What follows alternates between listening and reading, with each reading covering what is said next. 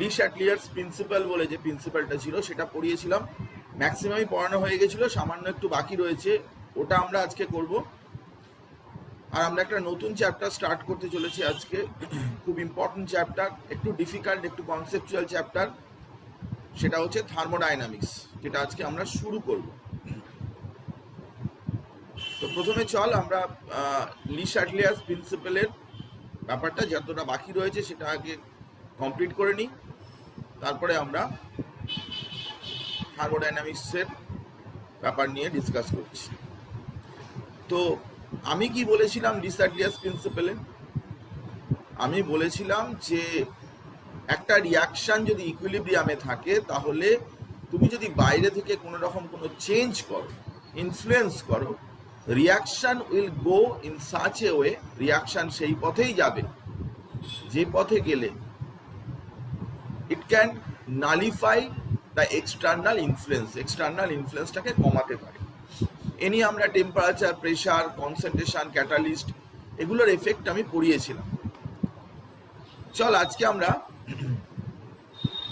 আর একটা এফেক্ট পড়াই, যেটা বাকি আছে, সেটা হচ্ছে কি না, influence of inert gases, influence of inert gases. দেখ, ইনার্ট গ্যাস মানে আমরা সবাই তো জানি যে ইনার্ট গ্যাস বলতে কোন গ্যাসগুলোকে বোঝায়। ইনার্ট গ্যাস নর্মালি যারা রিয়াকশানে পার্টিসিপেট করে না, তো আমাদের কাছে যেসব এক্সাম্পল আছে, হিলিয়াম, নিয়ন, আর্গন, ক্রিপ্টন, জেনন, এই সমস্ত গ্যাসগুলো কিন্তু ইনার্ট গ্যাস। তো একটা রিয়াকশান চলছে, সেই রিয়াকশানের মধ্যে আমরা হঠাৎ করে ইনার্ট গ্যাসটা ওর মধ্যে দিয়ে দিলাম।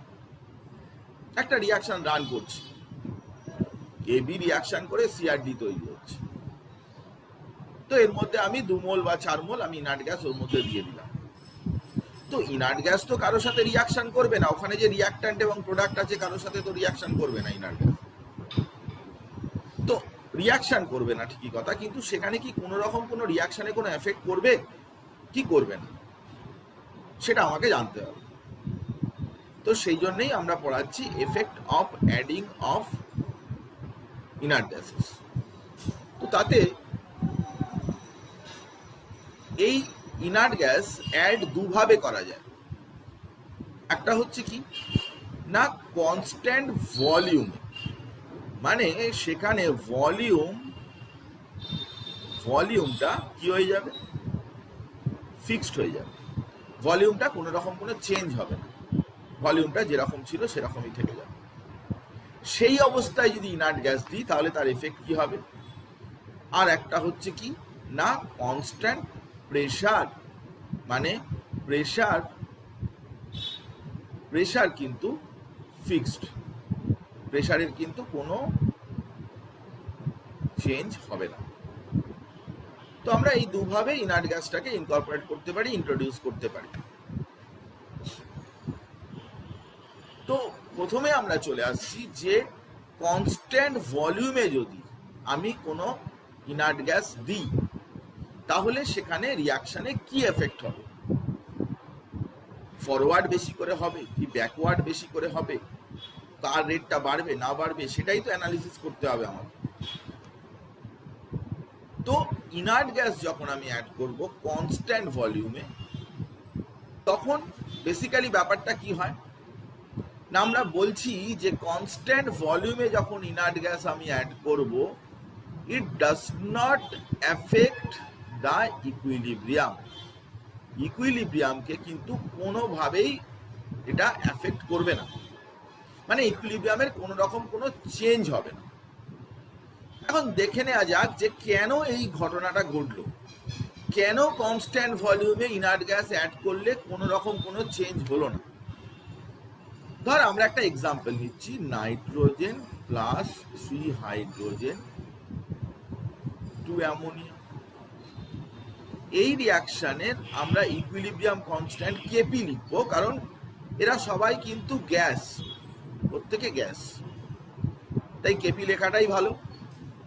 পি অফ অ্যামোনিয়া প্রোডাক্ট যেরকম উপরে লিখতাম সেরকম, P of nitrogen, P of hydrogen, ব্যালেন্সের নাম্বারগুলো যেরকম উপরে লেখা হতো সেরকম লেখা হচ্ছে। তো যতক্ষণ পর্যন্ত না এই কেপিতে কোনো এফেক্ট করবে, মানে রিয়াক্ট্যান্ট বা প্রোডাক্টের কারোর কোনো পার্শিয়াল প্রেশার বা প্রেশার কোনো চেঞ্জ হবে, ততক্ষণ পর্যন্ত কিন্তু রিয়াকশনটা কোনো গন্ডগোল কিছু হবে না, ততক্ষণ পর্যন্তই কিন্তু ইকুইলিব্রিয়ামে থাকবে। আমি এ কথা আগেও বলেছি। তাহলে আগে যে গ্যাসগুলো ছিল তাদের প্রেশার যদি টোটাল প্রেশার পি হয়, তাহলে পি ইকুয়ালস টু কি লিখতে পারি? P of ammonia, P of nitrogen, P of hydrogen, এগুলোকে অ্যাড করলে টোটাল প্রেশার পি হচ্ছে। এবারে আমি একটা কাজ করলাম কি না, এর মধ্যে অ্যামোনিয়া যা ছিল তাই আছে, ওগুলো নিয়ে তো কিছুই করছি না, প্লাস একটা ইনার্ট গ্যাস ওর মধ্যে দিয়ে দিলাম, ইনার্ট গ্যাস। তাহলে দিয়ে দিলে কি হবে না, আগে অ্যামোনিয়া নাইট্রোজেন হাইড্রোজেন অ্যাড করে প্রেশারটা ছিল পি, এখনো পি হবে না, এই পিটা আর থাকবে না, পিটা কি হয়ে যাবে? পি ড্যাশড হয়ে যাবে, পিটা চেঞ্জ হয়ে পি ড্যাশড হয়ে যাবে। কারণ আগে নাইট্রোজেন হাইড্রোজেন অ্যামোনিয়া এগুলোকে অ্যাড করে আমার প্রেশার হচ্ছিল পি, এবারে তুই ইনার্ট গ্যাস ওর মধ্যে দিয়ে দিয়েছিস, তো ইনার্ট গ্যাসের তো একটা প্রেশার রয়েছে। ইনার্ট গ্যাস হয়তো রিয়াকশন করবে না, ঠিক আছে, কিন্তু তার তো নিজস্ব একটা প্রেশার আছে, তো সেই প্রেশারটা তো অ্যাড হয়ে যাবে। ধরা যাক তুই এখানে টোটাল প্রেশারটা 10, তাহলে অ্যামোনিয়ার 5, হাইড্রোজেনের 3, আর নাইট্রোজেনের 3, হাইড্রোজেনের 2, তো এইটুকু মিলিয়ে 10 হচ্ছে। এবারে তুই ধর 5, 3, 2 ওটা যেরকম আছে থাকলো, প্লাস আরো ইনার্ট গ্যাস অ্যাড করেছিস, তার 1 অ্যাটমসফিয়ারিক প্রেশার, তাহলে এটা কি আর 10 থাকবে? এটা তো 10 এর থেকে চেঞ্জ হয়ে গিয়ে এটা তো 11 হয়ে যাবে। তো আমরা পরিষ্কারভাবে যেটা বলতে চাইছি, যেই তুমি ইনার্ট গ্যাস অ্যাড করবে তখন এখানে কিন্তু প্রেশারটা কনস্ট্যান্ট নয়, প্রেশারটা নট কনস্ট্যান্ট, প্রেশারটা কনস্ট্যান্ট নয়, তাহলে টোটাল প্রেশারটা কি হয়ে যাবে? বেড়ে যাবে। কিন্তু একটা জিনিস খেয়াল করে দেখ, এই অ্যামোনিয়া বা নাইট্রোজেন বা হাইড্রোজেন এদের কি প্রেশার কিছু চেঞ্জ হলো? এগুলো কি কোনো রকম কোনো চেঞ্জ হলো? হলো না। তো যতক্ষণ পর্যন্ত না এই কেপিতে কোনো এফেক্ট করবে, কারণ কেপিটা কিন্তু নাইট্রোজেন হাইড্রোজেন অ্যামোনিয়া এদের কিন্তু প্রেশারের উপরে ডিপেন্ডেন্ট। আমি ইনার্ট গ্যাস যদি কনস্ট্যান্ট ভলিউমে অ্যাড করি, তাহলে রিয়াক্ট্যান্ট এবং প্রোডাক্টের তাদের প্রেশারের কোনো চেঞ্জ হচ্ছে না, টোটাল প্রেশারটা চেঞ্জ হচ্ছে। কিন্তু টোটাল প্রেশারের সাথে তো কেপি তো ডিপেন্ড করছে না, কেপি তো টোটাল প্রেশারের উপর ডিপেন্ড করে না। কেপি কারের উপর ডিপেন্ড করে? অ্যামোনিয়ার প্রেশার, নাইট্রোজেনের প্রেশার, হাইড্রোজেনের প্রেশার, এইসবের ওপর ডিপেন্ড করে। তো ওগুলো আগেও যা ছিল ইনার্ট গ্যাস অ্যাড করার পরেও তাই আছে, শুধুমাত্র টোটাল প্রেশারটাই চেঞ্জ হয়ে গেছে।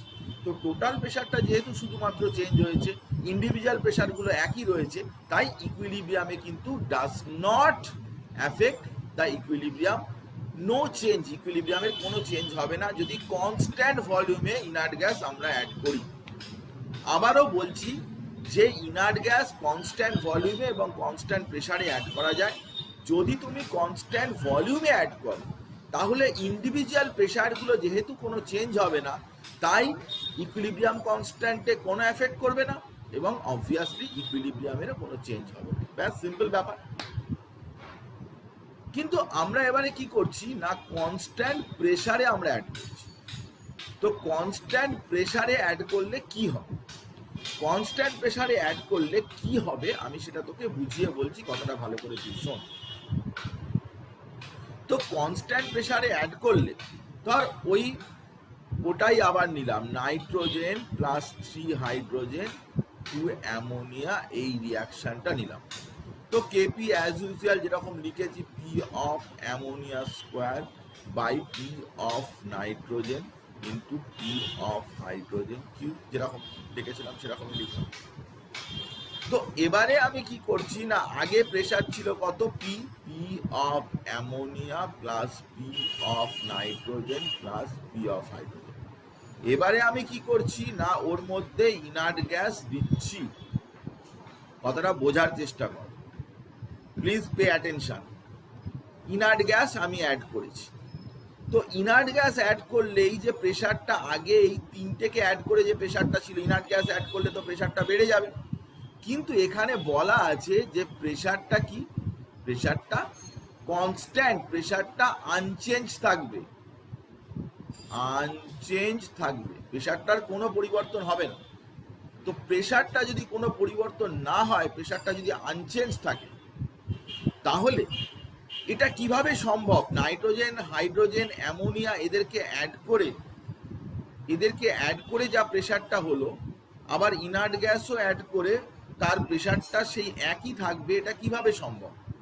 না, এটা সম্ভব এইভাবেই যে অ্যামোনিয়া বা নাইট্রোজেন বা হাইড্রোজেন এদের প্রেশারটা কিছু কিছু করে কি হবে না, এদের প্রেশারটা ডিক্রিজ করবে, এদের প্রেশারটা কমবে, এদের প্রেশারটা ফল করবে। কারণ ইনার্ট গ্যাসের প্রেশারটাকে দেওয়ার জন্যে এদের প্রেশারটা ফল করতেই হবে, কারণ টোটাল প্রেশারটা কিন্তু একই রয়েছে। আজকে আমরা বলছি যে 10 আছে, 5 + 3 + 2 এটা 10 হলো। এবারে এটাকে আমি 10ই রাখবো, তো 5 + 3 + 2 এটা +1 ইনার্ট গ্যাস দিলে তো 10 থাকবে না, 11 হয়ে যাবে। তাহলে এগুলোকে কিছু কিছু চেঞ্জ হতে হবে, এগুলো হয়তো 4.5 হবে, এটা হয়তো 3.5 হবে, এরকম ধরনের এরা কিছু কিছু চেঞ্জ হবে, এরা কিছু কিছু ডিক্রিজ করবে। তো ডিক্রিজ করলে এই প্রেশারটা আলটিমেটলি সেম থাকবে। তার মানে ওভারঅল প্রেশার যেটা, পার্শিয়াল প্রেশারগুলো যেগুলো বা ইন্ডিভিজুয়াল প্রেশারগুলো, সেগুলো ডিক্রিজ করবে। তো প্রেশার ডিক্রিজ করলে রিয়াকশনটা কোন দিকে যাবে না, রিয়াকশনটা কিন্তু সেই দিকে যাবে যেদিকে বেশি প্রেশার হতে পারে, প্রেশার বাড়তে পারে। তো shifted where the number of moles of the gases are more, মানে গ্যাসের মোলটা বেশি হবে। আমি আগের দিনকার বলেছিলাম যে প্রেশারটা কিন্তু directly proportional to number of moles. তো প্রেশার বাড়াতে গেলে সেই দিকেই রিয়াকশনটা যাবে যেদিকে গেলে তার নাম্বার অফ মোলস বা মলিকিউলস বাড়ছে। তো এখানে দেখ যে নাইট্রোজেন আর হাইড্রোজেন এরা রিয়াকশন করে কি করছে না, রিয়াকশন করে এখানে 4 মোল এদিকে রিয়াক্ট্যান্ট আর 2 মোল হচ্ছে প্রোডাক্ট। তাহলে এই গ্যাসের ক্ষেত্রে, এই রিয়াকশনটার ক্ষেত্রে যদি তুই ইনার্ট গ্যাস অ্যাড করে দিস, তাহলে রিয়াকশনটা কিন্তু কি হবে, ব্যাকওয়ার্ড রিয়াকশন হবে, পিছনের দিকে রিয়াকশনটা বেশি করে যাবে। আবার আমি তোকে একবার বলছি, কথাটা ভালো করে বোঝার চেষ্টা কর। সেটা হচ্ছে যে ইনার্ট গ্যাস যদি আমি কনস্ট্যান্ট প্রেসারে অ্যাড করি, তাহলে কিন্তু ওখানে যে রিয়াক্ট্যান্ট এবং প্রোডাক্ট আছে তাদের কিন্তু প্রেশারটা ডিক্রিজ করে যাবে। কারণ ইনার্ট গ্যাসের একটা প্রেশার রয়েছে, টোটাল প্রেশারটা তো একই থাকবে, টোটাল প্রেশারটার কোনো চেঞ্জ হবে না, কনস্ট্যান্ট প্রেশারে আমি অ্যাড করছি। তো যদি প্রেশারগুলো কমে যায়, ওখানে রিয়াক্ট্যান্ট প্রোডাক্টের প্রেশার যদি কমে যায়, রিয়াকশন সবসময় কি চাইবে, প্রেশার কমে গেলে যেদিকে প্রেশার বেশি সেদিকেই যেতে চাইবে। তো এখানে প্রেশার কোন দিকে বেশি না, নাইট্রোজেন হাইড্রোজেন রিয়াকশন করে অ্যামোনিয়া তৈরি করছে, বাঁ দিকে মোল 4, ডান দিকে মোল হচ্ছে 2। তাহলে যত লেফটের দিকে যায় মোল বাড়ে, নাম্বার অফ মোলস বা মলিকিউলস বাড়ে, তাই কিন্তু রিয়াকশনটা প্রেশারও বেড়ে যায়। তাই ব্যাকওয়ার্ড রিয়াকশন হতে থাকবে যদি তুমি অ্যামোনিয়ার যে প্রোডাকশন সেই রিয়াকশনটাতে হেবার প্রসেসে যদি ইনার্ট গ্যাস কোনোভাবে যদি ইন্ট্রোডিউস করো, তাহলে more and more backward reaction will be favoured, বেশি বেশি করে backward reaction. This is the influence of inert gas, এটাই হচ্ছে ইনফ্লুয়েন্স অফ ইনার্ট গ্যাস, এটার কথা আমি তোকে বললাম। তো বিভিন্ন আমি আগের দিনকারই যে পাঠিয়েছি তোকে পিডিএফ, তার মধ্যেই রয়েছে যে এরকম ধরনের কোশ্চেন দেয় যে এরকম একটা রিয়াকশান রয়েছে, তুমি প্রেশারটা ইনক্রিজ টেম্পারেচার করলে কোন দিকে যাবে, ডিক্রিজ প্রেশার করলে কোন দিকে যাবে, অক্সিজেন অ্যাড করলে কি হবে, নাইট্রোজেন সরিয়ে নিলে কি হবে, এনও ইনক্রিজ করলে কি হবে, ক্যাটালিস্ট দিলে কি হবে। এগুলো খুব সাধারণ ব্যাপার, আগের দিনকার আমি করিয়েছি। তবুও তুই চেষ্টা করবি, এখানে না পারলেও এখানে অ্যান্সার দেওয়া রয়েছে, আমি করে দিয়েছি একটা, আর একটা হচ্ছে করে দিইনি, এটা হচ্ছে করে দিইনি, এটা নিজে করবি। এটা হোমওয়ার্ক যে রিয়াকশানটা কোন দিকে যাবে, রিয়াকশানটা ফরওয়ার্ড দিকে যাওয়ার জন্য কি কন্ডিশান তুমি টেম্পারেচার বাড়াতে পারো, কি টেম্পারেচার কমাতে পারো, কি কি কন্ডিশান তুমি ডেভেলপ করতে পারো যাতে করে রিয়াকশানটা ফরওয়ার্ড দিকে যাবে। কারণ এখানে এই ভ্যালুগুলো যেগুলো ডান দিকে দেওয়া রয়েছে এগুলো সবই কিন্তু ডেল্টা এইচ এর ভ্যালু। আমি আগের দিনকার বলেছিলাম ডেল্টা এইচ নেগেটিভ মানে হচ্ছে কি এক্সোথার্মিক আর ডেল্টা এইচটা পজিটিভ মানে এন্ডো থার্মিক। এগুলো আমি বলেছিলাম। তো তার বেসিসে তুই এগুলো করবি। আমাদের কোশ্চেন এরকম ধরনের দেয়। আমি ইনফ্যাক্ট কোশ্চেন আরও পরে সলভ করাবো, কিন্তু এখন আপাতত চ্যাপ্টারটা যেহেতু করছিস তাই লাস্ট অ্যাটলিয়াসের প্রিন্সিপাল অ্যাপ্লাই করার জন্য এগুলো কিন্তু প্র্যাকটিস করার দরকার। আমি সেই জন্য কিছু কিছু এরকম দিয়েছিলাম। তোর কাছে অলরেডি যে পিডিএফটা আছে তার মধ্যে এই পার্টটাও রয়েছে। নেক্সট আমরা চলে আসছি আর একটা পোর্শন, ছোট্ট পোর্শন, সেটা হচ্ছে যে ফিজিক্যাল ইকুইলিব্রিয়ামের ক্ষেত্রে লি শাটলিয়ার্স প্রিন্সিপাল আমরা কিভাবে অ্যাপ্লাই করব, how we should apply Le Chatelier's principle for physical equilibrium. দেখ, আমি আগেও বলেছিলাম যে ফিজিক্যাল ইকুইলিব্রিয়াম মানে কি, যেখানে কোনো ফিজিক্যাল চেঞ্জ হচ্ছে, যেখানে কোনো কেমিক্যাল বন্ডের ফর্মেশন হচ্ছে না বা কেমিক্যাল বন্ড ব্রেক করছে না বা ফর্ম হচ্ছে না, এইসব শুধুমাত্র ফিজিক্যাল চেঞ্জ হচ্ছে যে সমস্ত রিয়াকশন। তো ফিজিক্যাল চেঞ্জ মানে একটা তো স্টেট চেঞ্জ হতে পারে, সলিড থেকে লিকুইড হচ্ছে, লিকুইড থেকে গ্যাস হচ্ছে, গ্যাস থেকে লিকুইড হচ্ছে, বা লিকুইড থেকে সলিড হচ্ছে, বা সলিউশন বানাচ্ছিস তুই, হোয়াট এভার মেবি দ্যাট, যেগুলোতে ফিজিক্যাল প্রসেস এক্সিস্ট করছে সেই সমস্ত ক্ষেত্রেই হচ্ছে যেরকম ইভাপোরেশন, যেরকম সাবলিমেশন, যেরকম কন্ডেনসেশন, যেরকম ফ্রিজিং। তো এই যে প্রসেসগুলো, এতে কোনটা এক্সোথার্মিক কোনটা এন্ডোথার্মিক সেটা কিন্তু তোকে ভালো করে জেনে রাখতে হবে, কারণ এর থেকে কোশ্চেন আসে। এই কোশ্চেন অ্যান্সার দিতে গেলে কিন্তু এক্সোথার্মিক এন্ডোথার্মিক নেচারটা তোকে জেনে রাখতে হবে। তার জন্য আমি তোকে একটা টেবিল দিচ্ছি, খুব সুন্দর একটা টেবিল, যে টেবিলটা দিয়ে তুই খুব সহজেই এটা বুঝতে পারবি।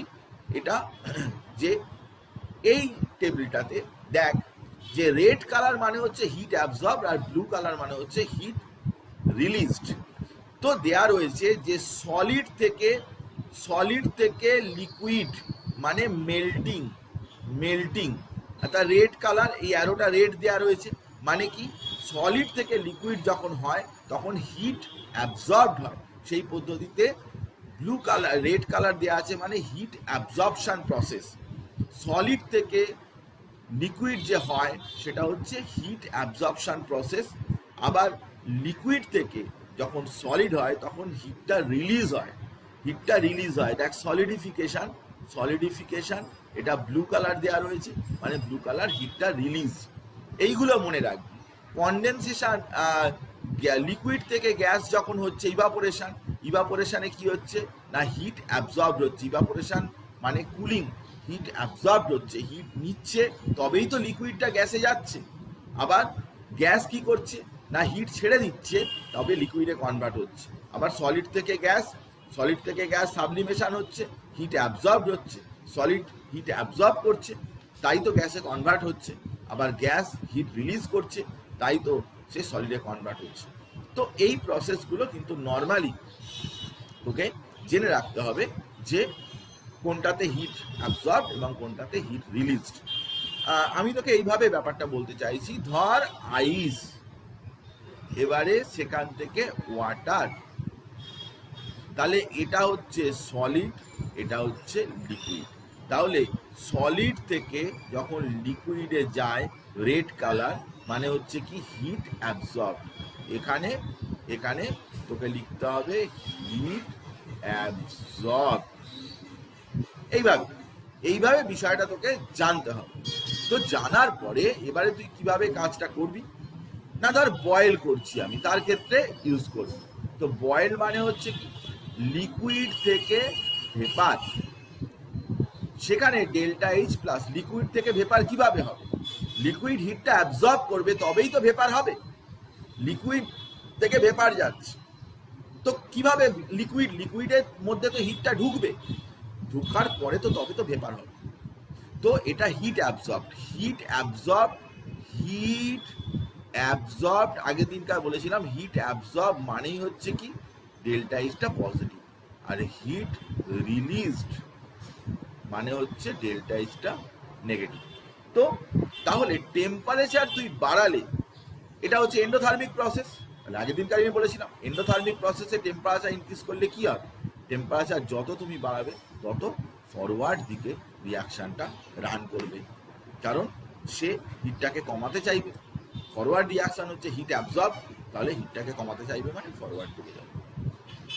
যদি তুমি প্রেশার বাড়াও, দেখ কোন দিকে প্রেশার বেশি, না ভেপার হয়েছে, সেখানে মলিকুলসগুলো দৌড়দৌড়ি করছে, প্রেশার সেখানে বেশি। কিন্তু লেফট হ্যান্ড সাইডে যত যাবে তত প্রেশারটা কমবে, প্রেশারটা ফল করবে। মানে ভেপার থেকে যত লিকুইড হবে তত প্রেশারটা কমতে থাকবে। তো তুমি প্রেশারটা বাড়িয়ে দিয়েছো, তাহলে কোন দিকে রিয়াকশনটা যাবে? না ব্যাকওয়ার্ড দিকে কিন্তু রিয়াকশনটা যাবে। এইভাবে বিভিন্ন যে প্রসেসগুলো রয়েছে, সলিড থেকে লিকুইড, লিকুইড থেকে গ্যাস, গ্যাস থেকে লিকুইড, এই সমস্ত প্রসেসের ক্ষেত্রে কিন্তু আমরা এই লি সাটলিয়াস প্রিন্সিপাল অ্যাপ্লাই করতে পারি।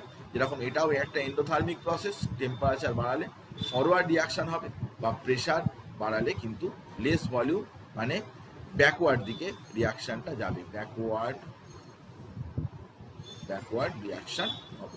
এরকম কয়েকটা প্রসেসের আমরা এক্সাম্পল দিয়েছি, কোন দিকে যাবে লেসার মলিকুল মানে ব্যাকওয়ার্ড দিকে যাবে, যে কথা আমি বললাম।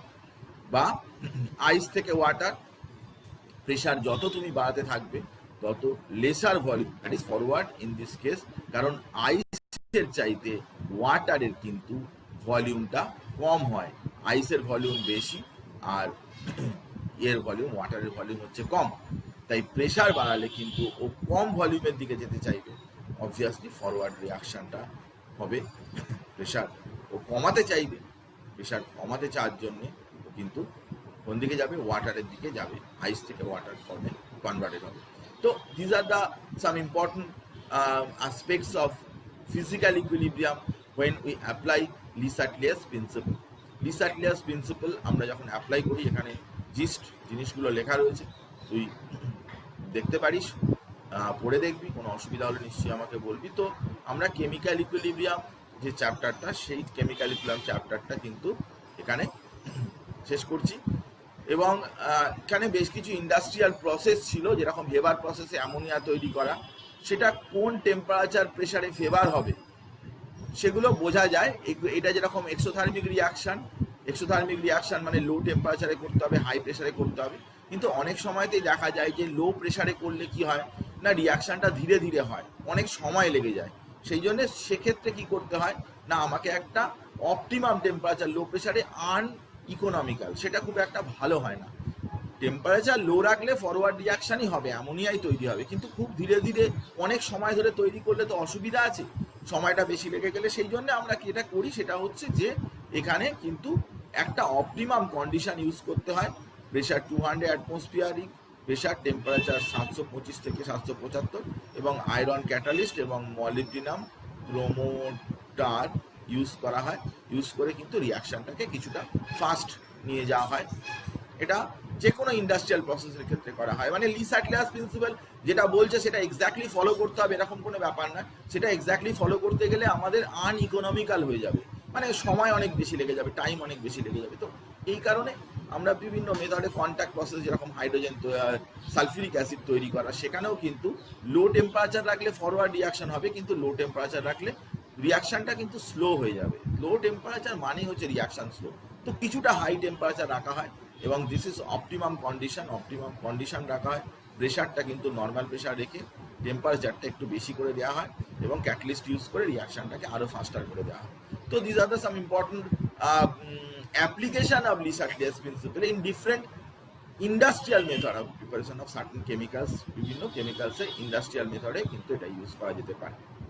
তো এইভাবে আমরা লি সাটলিয়াস প্রিন্সিপাল অ্যাপ্লাই করাটা শেখালাম, এবং কেমিক্যাল ইকুইলিব্রিয়াম এই চ্যাপ্টারটা আমি বললাম।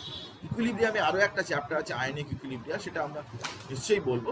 কিন্তু আমাদের অনেকের পরীক্ষায় আছে থার্মোডাইনামিক্স, যেটা অবশ্যই নিজে পড়তে পারবে না, পড়তে অনেক অসুবিধা হবে, কারণ থার্মোডাইনামিক্স আমাদের যতগুলো চ্যাপ্টার আছে তার মধ্যে মোস্ট কনসেপচুয়াল চ্যাপ্টার হচ্ছে থার্মোডাইনামিক্স, যে চ্যাপ্টারটা কিন্তু নর্মালি মানে বেশিরভাগ স্টুডেন্টই বুঝতে পারে না, তার বক্তব্যটা বুঝতে পারে না। তো আমি প্রথম থেকে ধরে ধরে সমস্ত জিনিসগুলোকে বোঝাবো, ধরে ধরে সমস্ত পড়াবো। যদি কোনো অসুবিধা হয় ডেফিনেটলি আমাকে বলবি, কিন্তু প্রথম থেকে জিনিসটা না বুঝতে পারলে কিন্তু মাঝপথে গিয়ে তুই বুঝতে পারবি না। তো আমরা আজকে থেকে থার্মোডাইনামিক্স এই চ্যাপ্টারটা শুরু করলাম। প্রথমে আমরা ইন্ট্রোডাক্টরি মানে বেসিক যে থার্মোডাইনামিক্সের যে আইডিয়া, সেই বেসিক আইডিয়া সম্পর্কে আজকে বলবো। অনেক কিছু জিনিসপত্র জানার আছে, অনেক কিছু নতুন টার্মিনোলজি শেখার রয়েছে, যে সমস্ত টার্মিনোলজি শিখলে তবেই কেবলমাত্র থার্মোডাইনামিক্সটা পড়তে পারবি। কারণ আজকে আমরা কিন্তু ইন্ট্রোডাক্টরি থার্মোডাইনামিক্স যা অনেক কিছু রয়েছে, সেটা বইয়ের হয়তো প্রথমে একটা বা দুটো পাতার মধ্যে রয়েছে, কিন্তু আমি সেটা ডিটেলেই পড়াবো, ডিটেল বলবো। তো থার্মোডাইনামিক্স চ্যাপ্টারটা আমরা শুরু করে দিচ্ছি। আমাকে 2 মিনিট একটু সময় দে, 2 মিনিট আমি একটু আসছি। আমি স্যার হ্যাঁ স্যার বলছি শুভ্রার না প্রচন্ড নেটওয়ার্কের প্রবলেমের জন্য জয়েন করতে পারলো না। কি প্রবলেম ওর? প্রচন্ড নেটওয়ার্কের প্রবলেম হচ্ছে ওর, ওই জন্য জয়েন করতে পারেনি। ঠিক আছে, আমরা তো যেগুলো রেকর্ডিং তো আমি করি সব ক্লাসের এখন আপাতত, তো সেটা রেকর্ডিং পাঠিয়ে দেবো, পড়বে, যদি অসুবিধা হয় দেখা যাবে। ওকে ওই কথাই বলে দে যে রেকর্ডিং তো স্যার পাঠিয়ে দেবে, অসুবিধার কিছু নেই। আর আমরা তো এমনি ইউটিউবে পাঠিয়েও দিই ক্লাস শেষে। ঠিক আছে, হ্যাঁ 1 মিনিট আমি আসছি।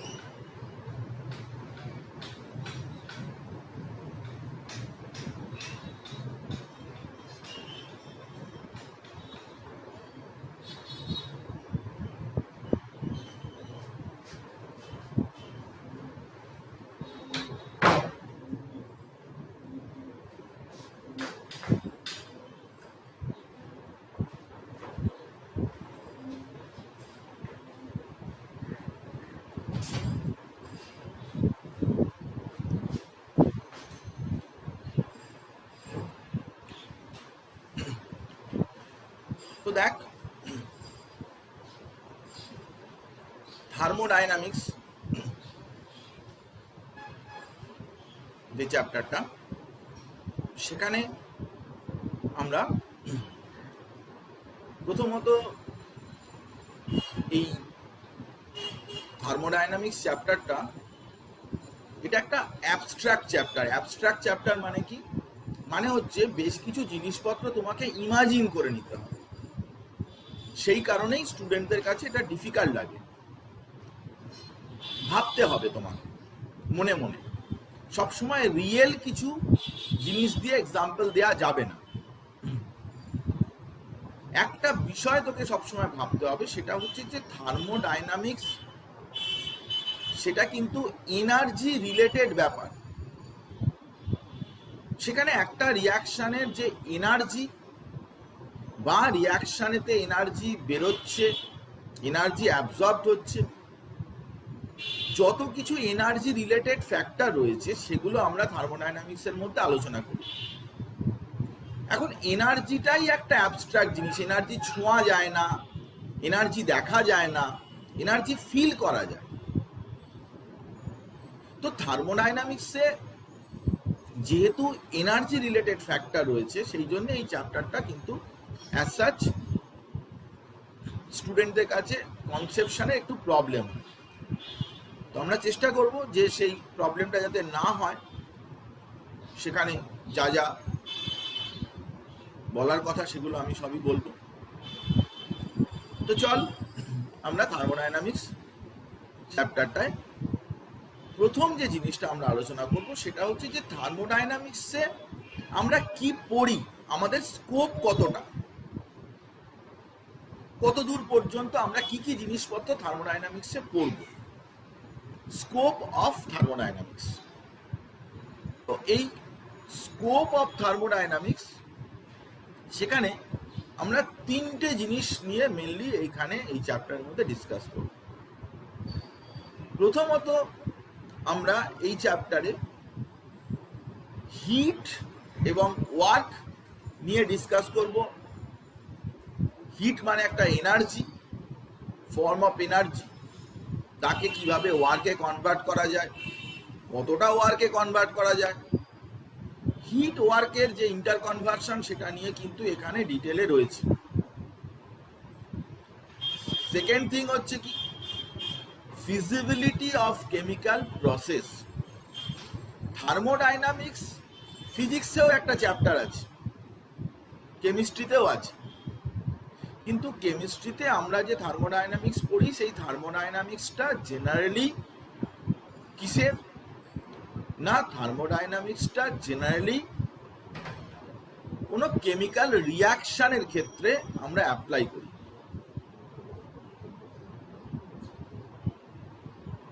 এক minute.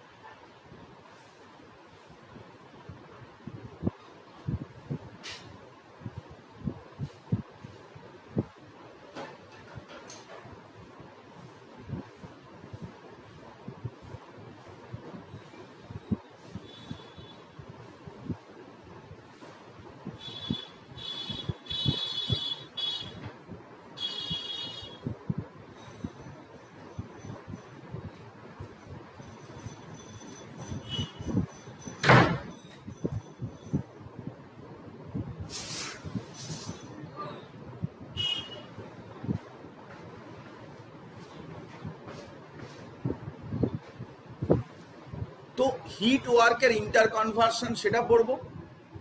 Feasibility of chemical process. Feasibility of chemical process কথাটার মানে কি, মানে হচ্ছে যে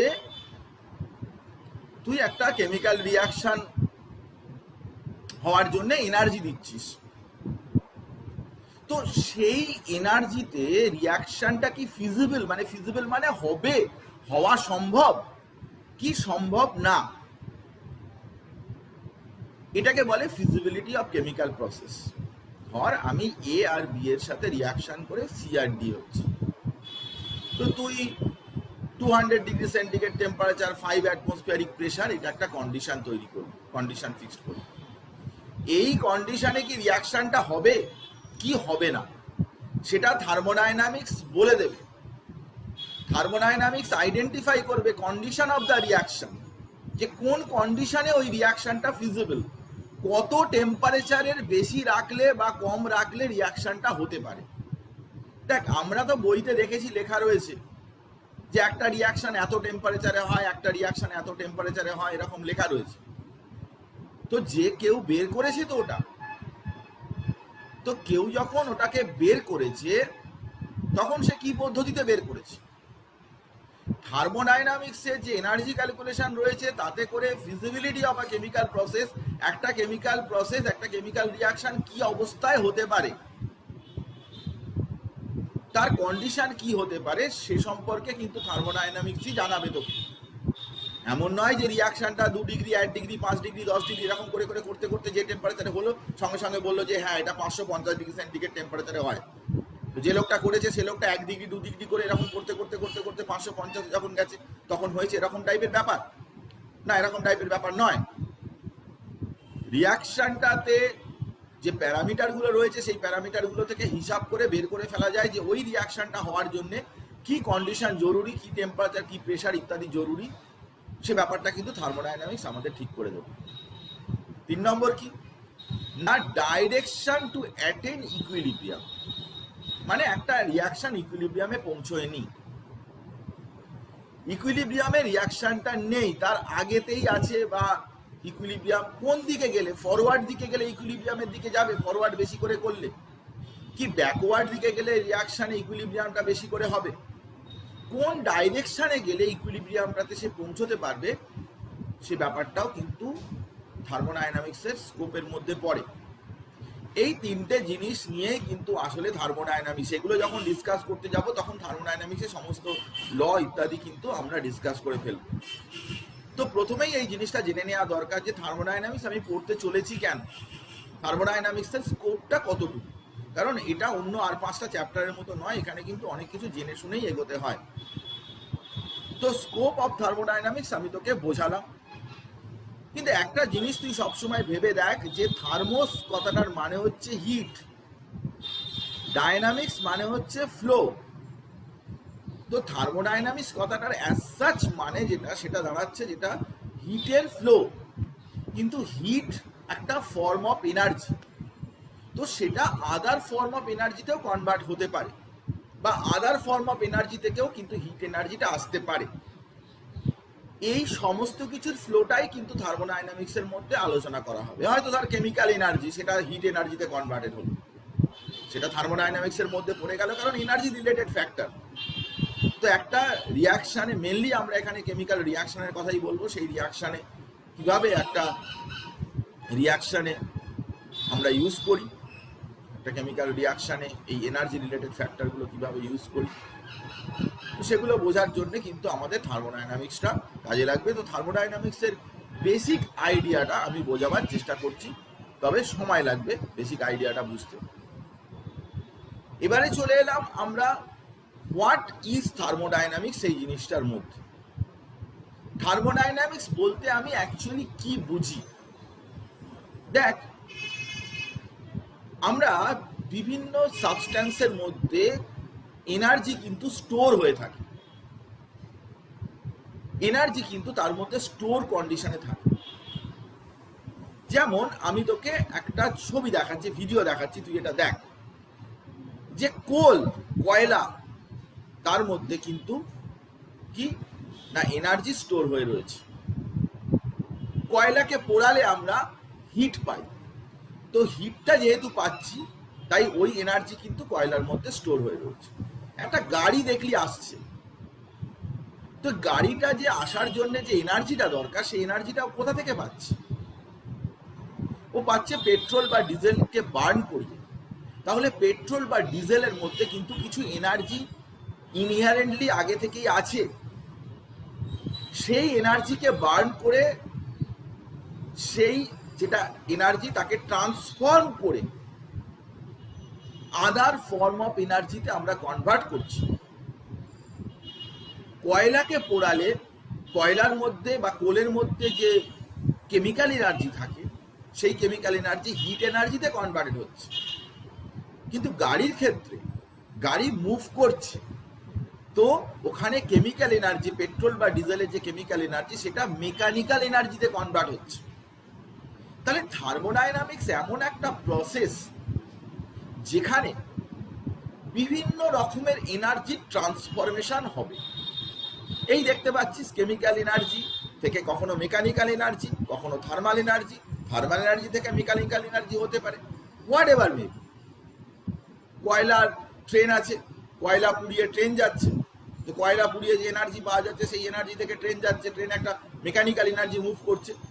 তো থার্মোডাইনামিক্স মানে কিন্তু সেখানে তিনটে ব্যাপার কিন্তু চলে আসছে।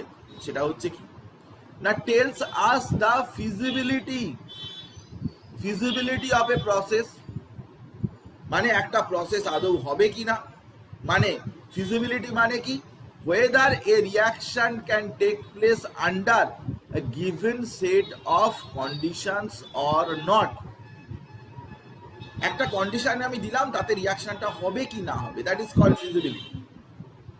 And if at all reaction takes place, যদি হয় রিয়াকশনটা, তাহলে what kind of energy transformation we can expect from it. মানে যদি রিয়াকশনটা হয় বা যদি প্রসেসটা হয়, তাহলে কোন এনার্জিতে ট্রান্সফর্ম হয়েছে ওই প্রসেসের জন্যে, সেটাও কিন্তু থার্মোডাইনামিক্সের মধ্যে আলোচনা করা হয়।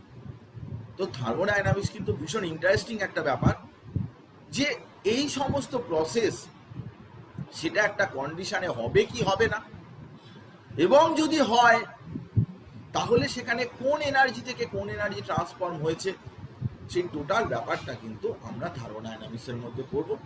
এবং এটা বলে রাখা ভালো যে আমরা কিন্তু ফিজিক্সের যে থার্মোডাইনামিক্স তাদের সাথে কোনো সম্পর্ক নেই, আমরা কিন্তু আলাদাভাবে কেমিক্যাল থার্মোডাইনামিক্স, কেমিস্ট্রি রিলেটেড যে থার্মোডাইনামিক্স, কেমিক্যাল রিয়াকশনের যে থার্মোডাইনামিক্স, সেটাই কিন্তু আমরা পড়বো। এখানে কিন্তু bond energy, bond dissociation energy থেকে শুরু করে কেমিক্যাল রিয়াকশনের রিলেটেড ব্যাপারগুলোই আমরা কিন্তু এখানে দেখব। তো সেটা তুই বুঝতে পারবি। আমি তোকে দুটো এক্সাম্পল দিয়ে দেখালাম, একটা গাড়ির ফুয়েল বার্ন করছে কেমিক্যাল এনার্জি থেকে মেকানিক্যাল এনার্জি, বা কোল বার্ন করছে তার থেকে কিন্তু হিট এনার্জি, কেমিক্যাল এনার্জি থেকে হিট এনার্জি পাচ্ছে। কিন্তু থার্মোডাইনামিক্স এমন কিছু না যে থার্মোডাইনামিক্স সম্পর্কে সব কিছু থার্মোডাইনামিক্স তোকে জানিয়ে দেবে একটা রিয়াকশন সম্পর্কে, এটা কিন্তু কখনোই নয়। থার্মোডাইনামিক্সের লিমিটেশন আগে জেনে নেওয়া দরকার, না হলে পড়তে পড়তে তোর মনে হবে যে এটা কেন হলো ওটা কেন হলো। থার্মোডাইনামিক্স বেশ কিছু জিনিস সম্পর্কে কোনো কিছুই বলতে পারে না, থার্মোডাইনামিক্সে সেটা লিমিটেশন। তো প্রথম কথা হচ্ছে যে থার্মোডাইনামিক্স কিন্তু শুধুমাত্র প্রসেসটা রান করবে কিনা, ফিজিবল হবে কিনা, এবং কি ধরনের এনার্জি চেঞ্জ ইত্যাদি হবে কিনা, সেই সবই কিন্তু বলতে পারে। কিন্তু রিয়াকশনটা রেট সম্পর্কে কিছু বলতে পারে না। রেট মানে কি, রিয়াকশনটা ফাস্ট হবে না স্লো হবে, রিয়াকশনটা কতক্ষণের মধ্যে শেষ হবে, এসব বলতে পারবে না থার্মোডাইনামিক্স। থার্মোডাইনামিক্স শুধু বলতে পারে যে এই রিয়াকশনের জন্য কি কন্ডিশন দরকার, সেই কন্ডিশনে রিয়াকশনটা আদৌ হবে কি না, কতটা এনার্জি লিবারেট করবে, কতটা এনার্জি অ্যাবজর্ব করবে, এসব কথা বলতে পারবে। কিন্তু এটা বলতে পারবে না, তুমি একটা রিয়াকশন দেখিয়ে থার্মোডাইনামিক্সে যদি জিজ্ঞাসা করো যে এই রিয়াকশনটা ফাস্ট হবে না স্লো হবে, কতক্ষণ বাদে রিয়াকশনটা শেষ হবে, আমি এত মোল নিয়েছি, রিয়াকশনটা শেষ হতে কত টাইম লাগবে, এই সব কথা, রেট রিলেটেড কোনো কথা জিজ্ঞাসা করা যাবে না। কারণ আমাদের 12-এই একটা চ্যাপ্টার আছে, সেই চ্যাপ্টারের নাম হচ্ছে, আমি এখনই লিখে দিচ্ছি, কেমিক্যাল কাইনেটিক্স। কেমিক্যাল কাইনেটিক্স বলে যে চ্যাপ্টারটা রয়েছে, সেই চ্যাপ্টারেতেই কিন্তু এই রেট রিলেটেড ব্যাপারটা কিন্তু আমরা আলোচনা করি। সেটাও একটা খুব অ্যাবস্ট্রাক্ট চ্যাপ্টার, কিন্তু আমরা সেখানেও কিন্তু এই রেট সম্পর্কে আলোচনা করব। থার্মোডাইনামিক্সে কিন্তু কোনো রেট রিলেটেড কোনো কিছুই কিন্তু থার্মোডাইনামিক্স থেকে জানা যাবে না। আর কি না, থার্মোডাইনামিক্সে এটা কনসার্ন করে সবসময় কি, ইনিশিয়াল এবং ফাইনাল স্টেট, মানে প্রথমে কি ছিল এবং পরে কি হয়েছে। It concern about the initial and the final states of the system. System কাকে বলে আমি বলছি এক্ষুনি, কিন্তু nothing about the mechanism or path follow, কিভাবে এই প্রসেসটা হয়েছে তার মেকানিস্টিক পাথওয়ে, এ বি থেকে সিআরডি হচ্ছে। থার্মোডাইনামিক্স সবসময় এ বি এর এনার্জি, তার টেম্পারেচার প্রেশার এইসব কনসেন্ট্রেশন নিয়ে কনসার্ন, সিডি এর কনসেন্ট্রেশন বা টেম্পারেচার প্রেশার এইসব নিয়ে কনসার্ন, রিয়াক্টার নিয়ে কনসার্ন, প্রোডাক্ট নিয়ে কনসার্ন। কিন্তু কি পদ্ধতিতে এই চেঞ্জটা হয়েছে, কি প্রসেসে এ আর বি থেকে সিআরডি হয়েছে, মেকানিজম যাকে বলে মেকানিজম, সেটাও কিন্তু এই থার্মোডাইনামিক্স বলতে পারে না। থার্মোডাইনামিক্স সেসব নিয়ে কনসার্ন নয়। থার্মোডাইনামিক্সের যে ল আছে সেই লয়ের মধ্যে কিন্তু সেই সব বক্তব্য কিন্তু কোনোভাবেই তার সাথে আসে না, কোরিলেটেড না। তো লিমিটেশন এর মধ্যে এ দুটো লিমিটেশন পড়লো। এছাড়াও আরো দুটো লিমিটেশন আছে, সেটা হচ্ছে কি, থার্মোডাইনামিক্স কখনো একটা মলিকিউল বা দুটো মলিকিউল, ইন্ডিভিজুয়াল মলিকিউল নিয়ে কিন্তু তাদের এনার্জি নিয়ে কিন্তু কিছু বলে না। থার্মোডাইনামিক্স কিন্তু vast number of molecule or assemble, অনেক মলিকিউল একসাথে রয়েছে এবং তাদের জন্যই কিন্তু লটা দেয়া, মানে ম্যাক্রোস্কোপিক মানে কি, অনেক অনেক মলিকিউলস রয়েছে তাদের ক্ষেত্রে। ফিজিক্সে কি হয়, একটা পাথর ছুঁড়ে লোককে মারলো, একটা ইট ছুঁড়লো, একটা বল ছুঁড়লো, এখানে একটার ব্যাপার থাকে। কিন্তু এখানে মলিকিউলস, অ্যাটমস, আয়নসের ব্যাপার থাকে, সেখানে একটা দুটো বলে কোনো ব্যাপার নেই, এখানে ভাস্ট নাম্বার অফ মলিকিউলস তাদের ব্যাপার। তো সেই জন্যে থার্মোডাইনামিক্সের যে ল আছে সেই লটা কিন্তু ভাস্ট নাম্বার অফ মলিকিউলসের ক্ষেত্রে অ্যাপ্লিকেবল, ইন্ডিভিজুয়াল মলিকিউলের ক্ষেত্রে কিন্তু তুমি যদি অ্যাপ্লাই করতে চাও তাহলে কিন্তু কোনোভাবেই অ্যাপ্লাই করতে পারবে না, সেটাও একটা ব্যাপার। এছাড়া কি না, ইকুইলিব্রিয়ামে একটা রিয়াকশন পৌঁছয়নি ঠিকই কথা, ইকুইলিব্রিয়ামে যেতে পারেনি, কিন্তু ইকুইলিব্রিয়াম থেকে কতটা দূরে আছে দেখ, হাউ ফার অ্যাওয়ে, কতটা দূরে আছে ইকুইলিব্রিয়াম থেকে, how far away from the equilibrium, equilibrium থেকে কতখানি দূরে রয়েছে, কতক্ষণ বাদে ইকুইলিব্রিয়ামে পৌঁছবে। একটা রিয়াকশন তো তো আমরা ইকুইলিব্রিয়াম তো জাস্ট আগেই পড়েছি যে প্রত্যেকটা রিয়াকশন কিন্তু আলটিমেটলি ইকুইলিব্রিয়ামের দিকেই যায়, তাদের অ্যাটেনমেন্ট করার সুবিধা হয়, তারা অ্যাটেনমেন্ট করতে চায়, ইকুইলিব্রিয়ামে অ্যাটেনমেন্ট হয়। তো সব মিলিয়ে যেটা দেখা যাচ্ছে সেটাও কিন্তু বলতে পারে না। তো এই থার্মোডাইনামিক্সে কিন্তু অনেকটাই কিন্তু লিমিটেশনস রয়েছে, অনেকগুলো কিন্তু তারা থার্মোডাইনামিক্স অনেক কিছু বক্তব্যই কিন্তু বলতে পারে না। তো এই থার্মোডাইনামিক্স পড়তে গেলে আমরা কিভাবে পড়বো, আমরা ব্যাপারটাকে পুরো সাজিয়ে ফেলতে হবে। বইতে যেভাবে অর্ডারে যেভাবে সাজানো রয়েছে, যা রয়েছে ওভাবে তুই কোনো সময় পড়তে পারবি না, কারণ অনেক পরের জিনিস আগে ডিসকাস করা আছে, আগের জিনিস পরে ডিসকাস করেছে, এসব গন্ডগোল আছে। তো আমাদেরকে পড়তে গেলে প্রথম কথা হচ্ছে অ্যাপ্লিকেশন সাইটটা জানতে হবে। তো অ্যাপ্লিকেশন সাইট মানে কি, আজকে তুই থার্মোডাইনামিক্স পড়ছিস, তুই যদি এখন আমাকে প্রশ্ন করিস যে থার্মোডাইনামিক্সটা আমি কি কাজে লাগবে, কিভাবে অ্যাপ্লাই করব, দেখ থার্মোডাইনামিক্স মানে হচ্ছে একটা এনার্জি রিলেটেড ব্যাপার। তো সেটা এরকম নয় যে শুধু কেমিক্যাল রিয়াকশনেতেই থার্মোডাইনামিক্সটা কাজে লাগে। যে কোনো তুমি মেশিন ইউজ করছো মানে কি, মেশিনে কি করা হচ্ছে, তুই কারেন্ট দিয়ে একটা মেশিন, একটা বল বিয়ারিং ঘুরছে, কি একটা রোটার ঘুরছে, কি একটা মোটর ঘুরছে, তো এখানে কিন্তু তুই ইলেকট্রিক্যাল এনার্জি থেকে মেকানিক্যাল এনার্জিতে ট্রান্সফর্ম করছিস। তো তাহলে যত ইন্ডাস্ট্রিতে যত মেশিন রয়েছে সেখানে কিন্তু একটা এনার্জি থেকে আর একটা এনার্জিতে কনভার্সন হচ্ছে। এই যে ট্রান্সফরমেশনের ব্যাপারটা, এটা কিন্তু থার্মোডাইনামিক্স দিয়েই এক্সপ্লেন করা যাবে।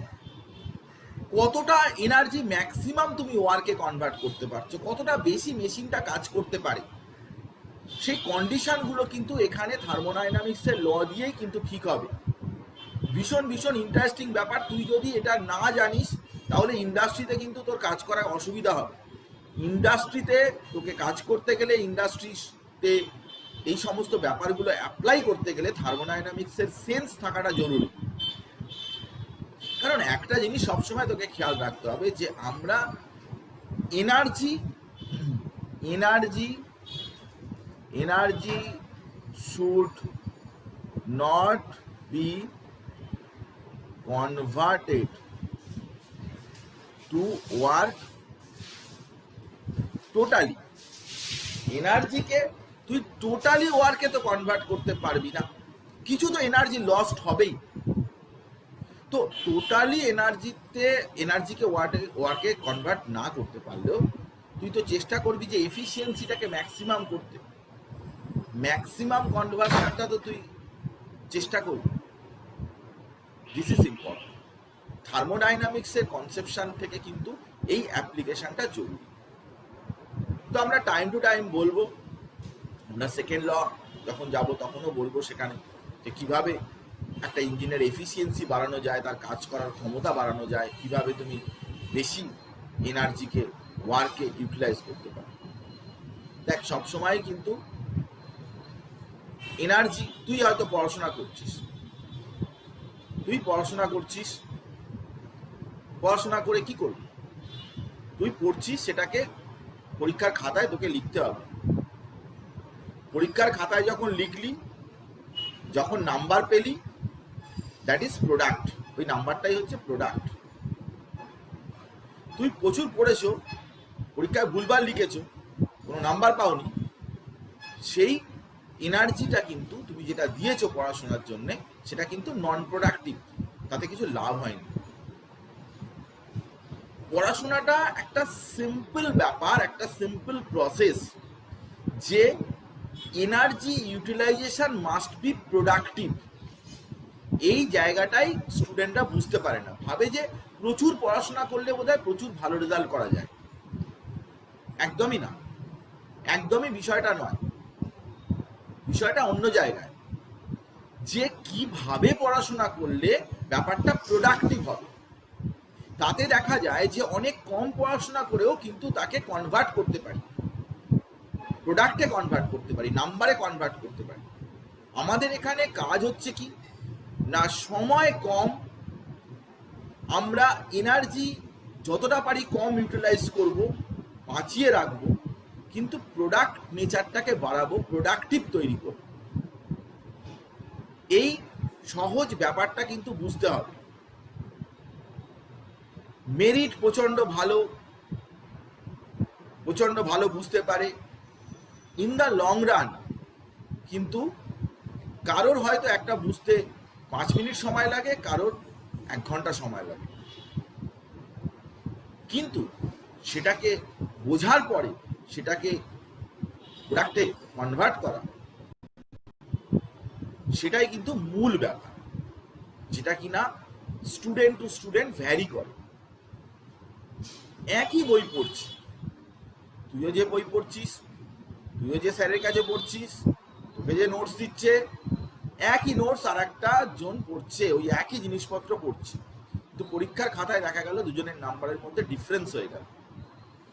একটাই ডিফারেন্স, সেটা হচ্ছে কি না, এই রিপ্রেজেন্টেশন পরীক্ষার খাতায় যে আমি কতটা দিয়ে আসতে পারছি, এই প্রোডাক্টিভ নেচারটা কিন্তু কিভাবে করতে হবে সেটা কিন্তু সে বোঝেনি, যার ফলে প্রচুর খাটা সত্ত্বেও কিন্তু নাম্বারটা কম পেয়ে গেছে। এই বিষয়গুলো কিন্তু খুব সাইকোলজিক্যাল ব্যাপার, মেন্টাল ব্যাপার। অনেক সময় অনেকে আমাকে এসে বলে যে স্যার আমি তো মাধ্যমিকে খুব কম নাম্বার পেয়েছি, আমি একেবারেই স্যার সায়েন্সে ভালো নই, আমি কি পারবো স্যার সায়েন্স নিয়ে? আমার বেসিক অ্যান্সার একটাই, যে কিছু বেসিক ক্রাইটেরিয়া রয়েছে, সেই ক্রাইটেরিয়াগুলো মেনটেন করে যদি পড়াশোনা করা যায়, তাহলে অনেক ভালো নাম্বারের স্টুডেন্টের চাইতেও অনেক ভালো রেজাল্ট করা যায়। এটা খুব সিম্পল ব্যাপার, কিন্তু তাতে প্রত্যেকটা যে সাবজেক্ট টিচার রয়েছে, যে সাবজেক্টের যে টিচার রয়েছে, সেই টিচার কিন্তু সেইভাবে গাইড করবেন, তাহলেই দেখবি ভীষণ ভালো হয়ে যাবে। যারা ভালো স্টুডেন্ট, যারা ভালো রেজাল্ট করে, এই প্রত্যেকটা টিচার যারা দুর্দান্ত টিচারের কাছে তারা পড়ে, প্রত্যেকটা সাবজেক্টে আলাদা টিচার আছে, এবং টিচার পরিষ্কারভাবে গাইড করে দেয় যে এই জিনিসগুলো এইভাবে পড়ো, যাতে করে প্রোডাক্টিভ নেচারটাকে সেক্ষেত্রে বেড়ে যায়। তো যাকে অ্যাপ্লিকেশন কিন্তু খুব জরুরি, থার্মোডাইনামিক্স পড়লে সেটাকে অ্যাপ্লাই করাটা জরুরি, এই প্রসঙ্গেই আমি বললাম। তো আমরা কিভাবে তাহলে পড়ব?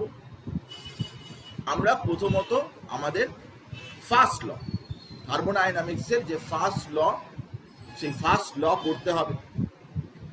ফার্স্ট ল পড়ার পরে ফার্স্ট লকে অ্যাপ্লাই করতে হবে, যেটার নাম হচ্ছে থার্মোকেমিস্ট্রি। ফার্স্ট ল এর অ্যাপ্লিকেশন, ফার্স্ট ল কোথায় কাজে লাগছে, অ্যাপ্লাই। এবং তারপরে কি ব্যাকবোন, শিরদাঁড়া, সেটা কি না, সেটা হচ্ছে সেকেন্ড ল। এই হচ্ছে আমাদের থার্মোডাইনামিক্সের আমাদের যে বোর্ডসের সিলেবাস, সেটা থার্ড ল ইত্যাদি রয়েছে, কিন্তু আমাদের বোর্ডসের সিলেবাসে নেই, নিটের সিলেবাসে বা যেই মেন্স অ্যান্ড অ্যাডভান্সের সিলেবাসে রয়েছে। এখানে কোনোভাবেই কোনো দরকার নেই সেগুলো পড়ার, কোনো প্রয়োজন নেই। যেগুলো পড়ার দরকার নেই সেগুলো পড়ে লাভ নেই, এগুলোও ভাবতে হবে। সেই জিনিসই পড়ার দরকার যেখান থেকে কোশ্চেন আসবে। ফালতু সময় নষ্ট করার মতো সময় কারোরই নেই। তুই কেন সময় নষ্ট করতে যাবি যে সমস্ত বিষয় থেকে কোশ্চেন আসে না? বইতে থার্ড ল লেখা রয়েছে, অ্যাবসলিউট জিরোতে কি হয় না হয় সে সমস্ত কথাবার্তা লেখা রয়েছে, কিন্তু সেসব আমাদের দরকার পড়বে না, আমাদের সিলেবাসের মধ্যে সেটা কন্টেন্ট করছে না। নিটের সিলেবাসে নিশ্চয়ই আছে, সেখান থেকে কোশ্চেন আসে, সেখানে পড়তে হবে, কিন্তু যেখানে যে সিলেবাস পড়ছি সেই অনুযায়ী আমি কথা বলছি। তো এই ফার্স্ট ল, থার্মোকেমিস্ট্রি এবং সেকেন্ড ল, যেটা মেন ব্যাকবোন আর কি, সেটাই কিন্তু আমাদের থার্মোডাইনামিক্সে এইভাবে পড়াটা এগোতে হবে। তো থার্মোডাইনামিক্স পড়তে গেলে প্রথমেই কিছু বেসিক টার্মিনোলজি জানতে হবে। কারণ থার্মোডাইনামিক্স এটা একটা অন্যরকম চ্যাপ্টার, এখানে কিন্তু কিছু টার্মস সিম্বলস এইসব জানতে হবে। তো সেগুলো ক্লিয়ার কাট হলেই তবেই থার্মোডাইনামিক্সটার তুই অ্যান্সার লিখতে পারবি। অ্যান্সারের মধ্যে ওই টার্মগুলো লিখতে হবে। তুই যখন লেখা লিখতে যাবি তখন কিন্তু ওটা কাজে লাগবে। তো কি কি টার্মস? সিস্টেম, প্রথম টার্মের কথা বললাম। সিস্টেম এই কথাটার মানে কি তোকে জানতে হবে। তারপরে সারাউন্ডিংস, সারাউন্ডিংস কথাটার মানে কি সেটাও তোকে বুঝতে হবে, জানতে হবে। আর কি সিস্টেম আর সারাউন্ডিংস এর মাঝখানে আছে বাউন্ডারি, সেটা কি সেটাও তোকে জানতে হবে। কারণ যে কোনো কোশ্চেন অ্যান্সার লেখার সময় কিন্তু সিস্টেম, সারাউন্ডিংস, বাউন্ডারি এই কথাগুলো আসবে। তুই তাদের মানে যদি না বুঝতে পারিস তাহলে বেকার হয়ে যাবে, অ্যান্সার লিখতে পারবি না। তো সিস্টেম, সারাউন্ডিংস এবং বাউন্ডারি সেগুলোর মানে কি, সেগুলো বলতে কি বোঝায় আমি তোকে বোঝাচ্ছি, ভালো করে তুই মন দিয়ে শোন। প্রথম কথা হচ্ছে যে সিস্টেম বলতে কি বোঝায়।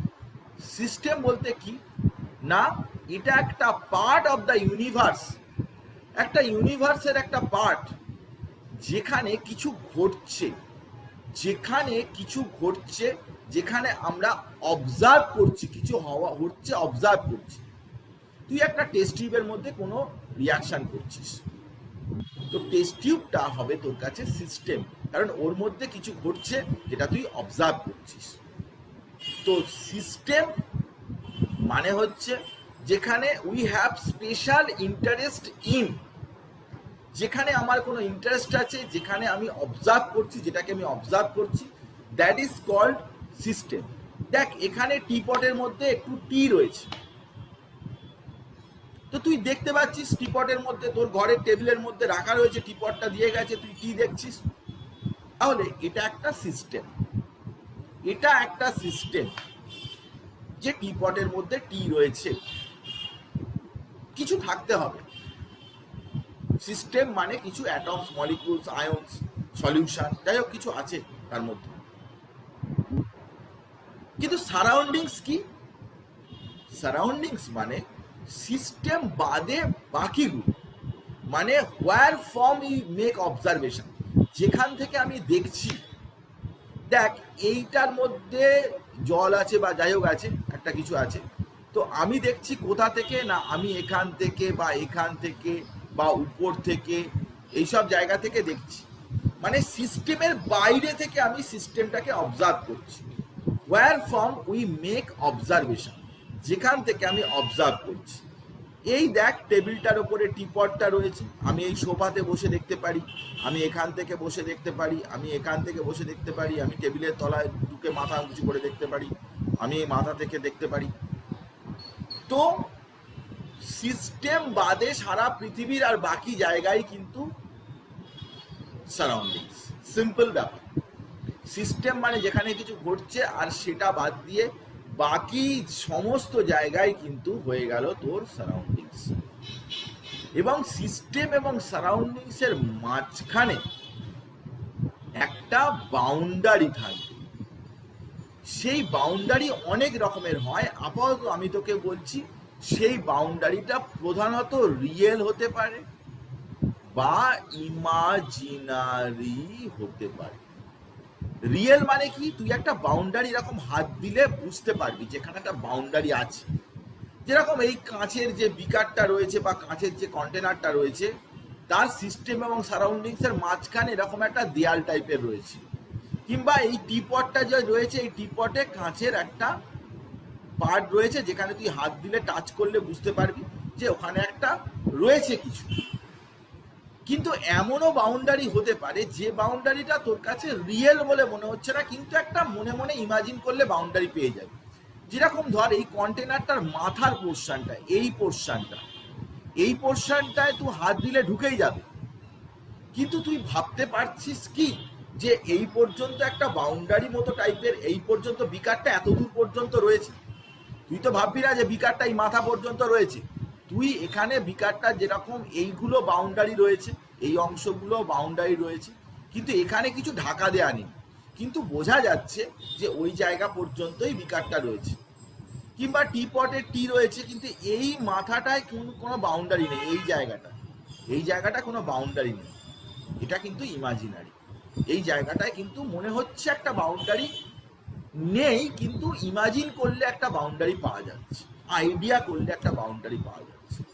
তো সিস্টেম, সারাউন্ডিংস এবং বাউন্ডারি তোকে আমি বললাম। এ নিয়ে আরো ডিটেলে আমি তোর সাথে কথা বলবো, যে সিস্টেম, সারাউন্ডিংস, বাউন্ডারি এইগুলো সম্পর্কে আরো ডিটেলে আমরা সেটা নিয়ে ভাবব।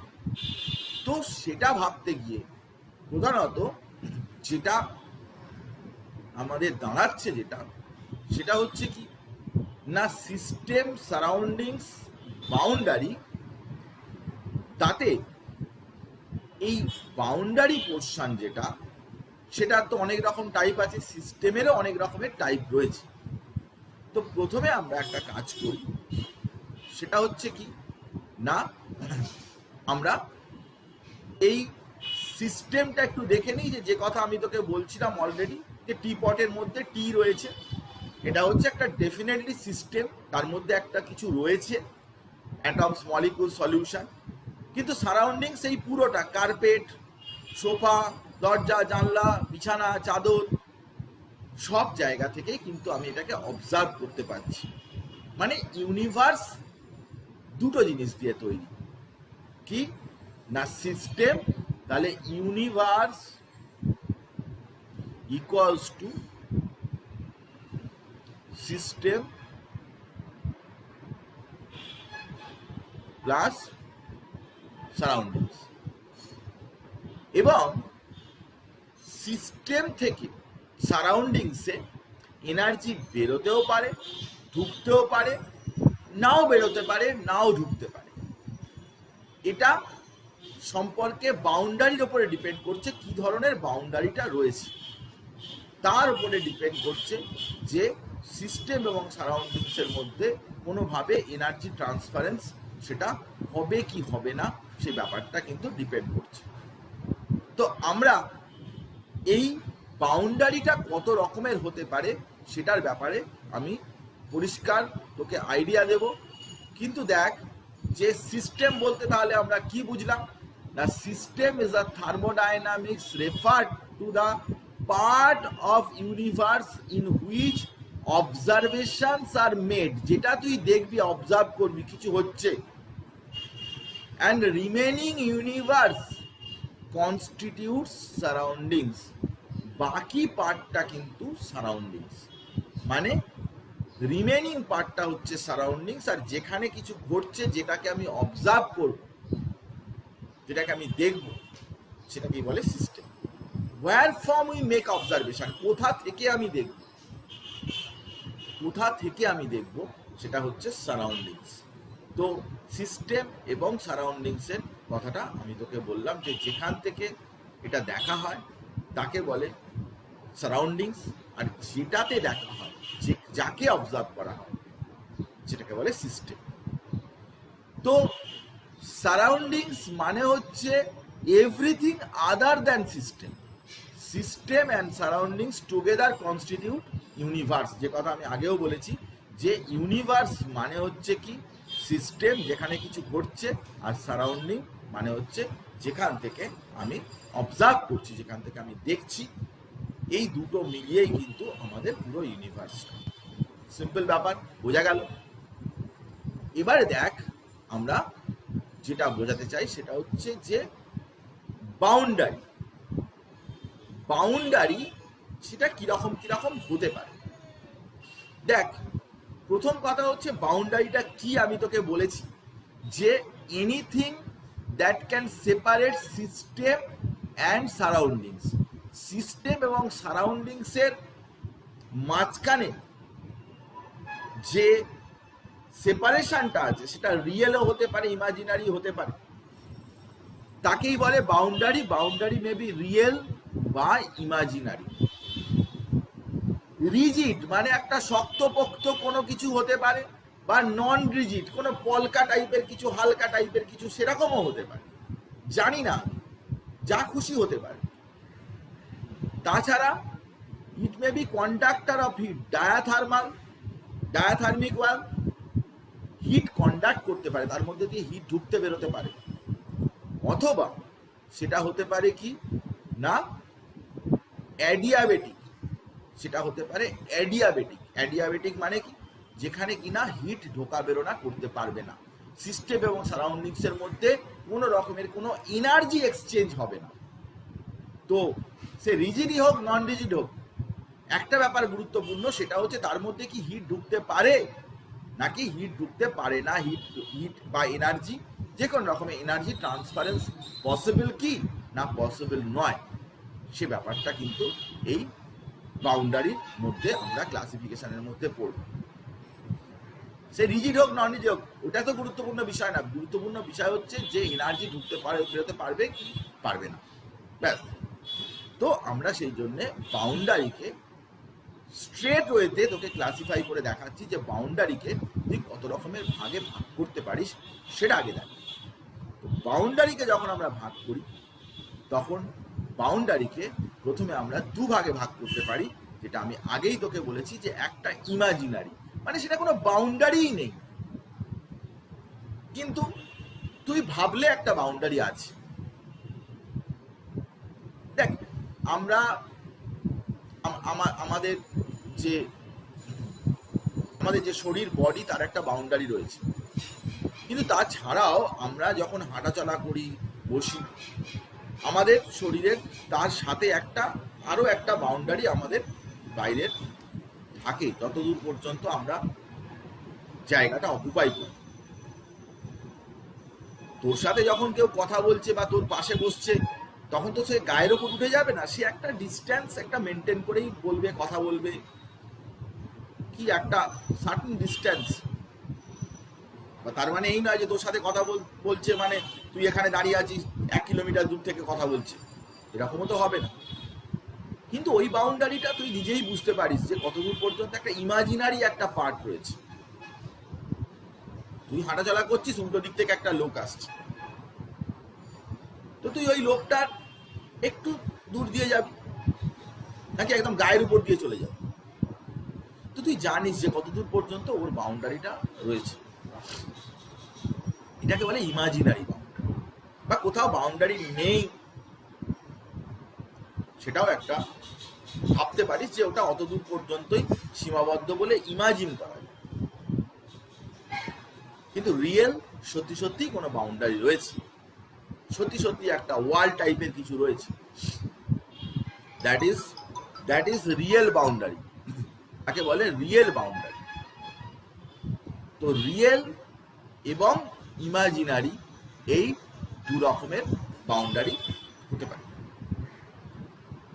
রিয়েল বাউন্ডারিকে আবার আমরা ক্লাসিফাই করতে পারি, রিয়েলকে আবার ক্লাসিফাই করতে পারি, একটা হচ্ছে কি না হিট বা এনার্জি কন্ডাক্ট করতে পারে, কন্ডাকশন ইজ পসিবল, কন্ডাকশনটা পসিবল। আর একটা হচ্ছে কি কন্ডাকশনটা পসিবল নয়, তার মধ্যে দিয়ে হিট বা এনার্জি ঢুকতে পারে না। যেটা ঢুকতে পারে তাকে কি বলে, যেটা ঢুকতে পারে তাকে বলে ডায়াথার্মিক। সেই ওয়ালটা এমন যে তার মধ্যে দিয়ে হিটটা ঢুকতে পারে। একটা কাঁচের দেয়াল ধর, একটা প্লাস্টিকের একটা কন্টেনার, তো তার মধ্যে দিয়ে হিটটা ঢুকে যাবে, অসুবিধার কি আছে? কিন্তু নন কন্ডাক্টিং, সেটাকে বলে অ্যাডিয়াবেটিক, তার মধ্যে হিট ঢোকা বেরোনা করতে পারবে না, অ্যাডিয়াবেটিক মানে হচ্ছে যে যেখানে এটা তার থার্মোফ্লাস্ক, কথার কথা এক্সাম্পল নেই, থার্মোফ্লাস্কের দেয়ালটা এমন ভাবে তৈরি যে সহজে কিন্তু হিটটা বাইরে থেকে ভিতরে ঢুকে যাবে না। তুমি একটা গরম চা রেখেছো থার্মোফ্লাস্কের মধ্যে, একটা হটপট গরম চা রেখেছো, তো সেই আমার চা অবশ্য ঠান্ডা হয়ে গেছে,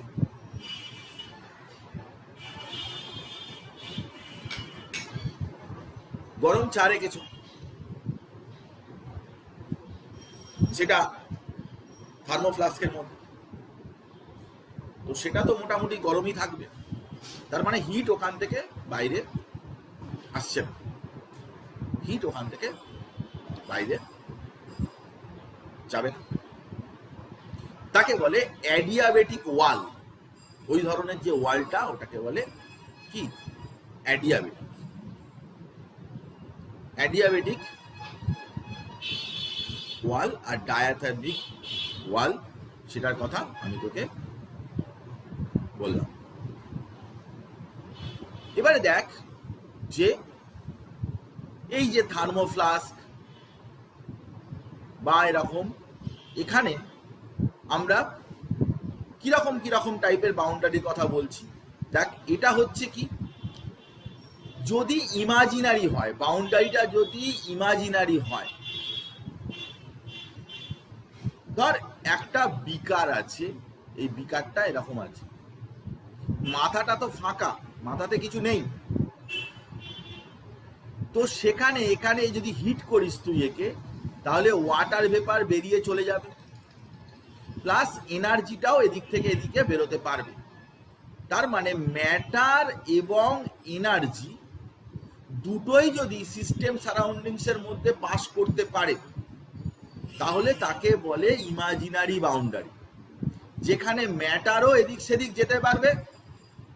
একটা ওপেন বিকার, একটা ফাঁকা বিকার, সেখানে তুই জল নিয়ে গরম করছিস, তো কি হবে, ওয়াটার ভেপার হয়ে ও তো বেরিয়েও চলে যাবে। তার মানে ম্যাটার মানে জিনিসপত্র সেটাও বেরোতে পারে, এনার্জিটাও ট্রান্সফরমেশন হতে পারে, এদিক ওদিক যেতে পারে, তখন তাকে বলে কি, ইমাজিনারি। এবারে আমরা যেটা বলবো সেটা হচ্ছে কি, রিয়েল ডায়াথার্মিক।